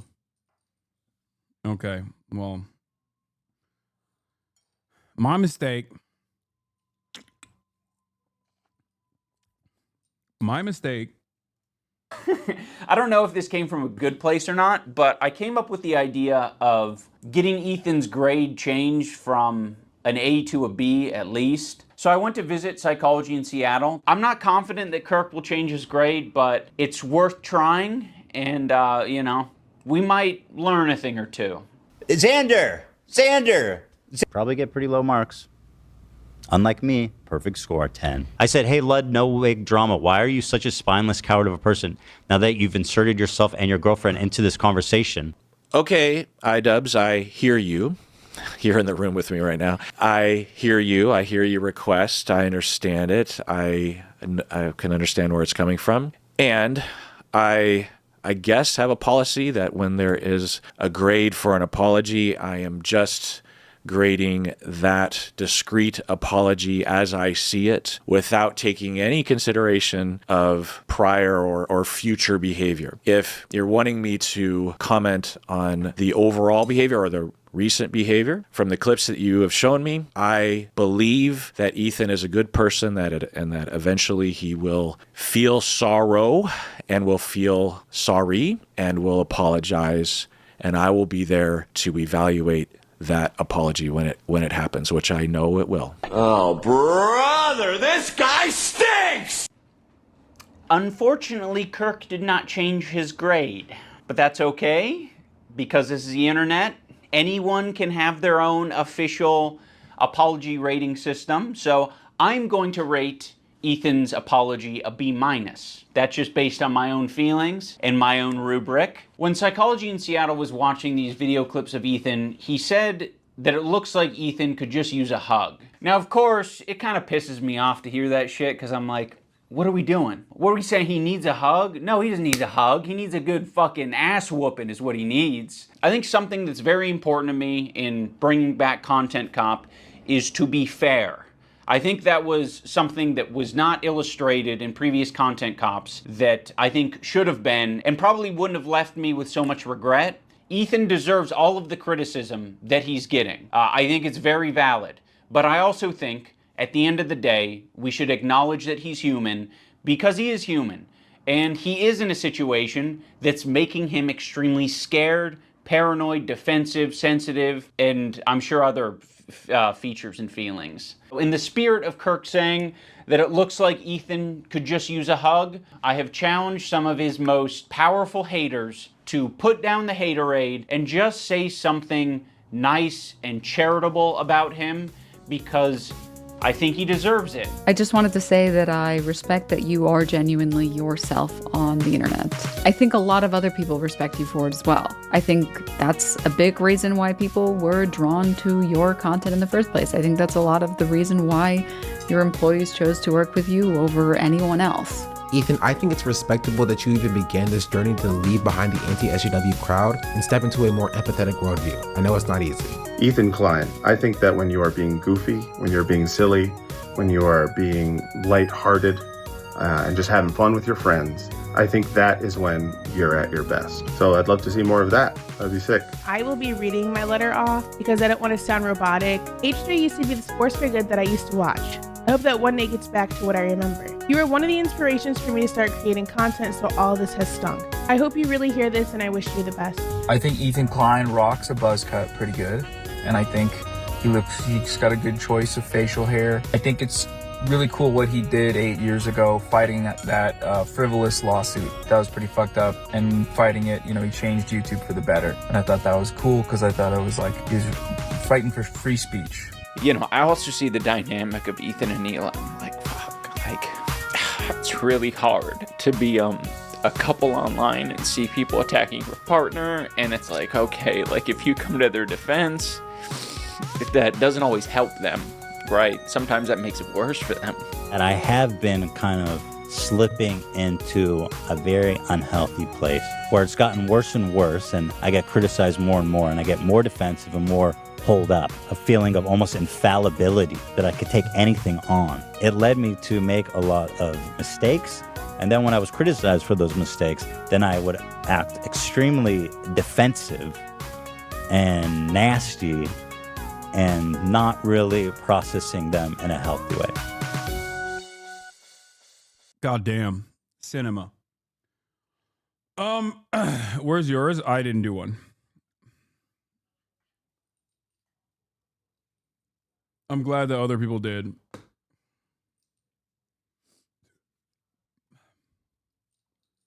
Frogan did, but you didn't? Yeah, I didn't.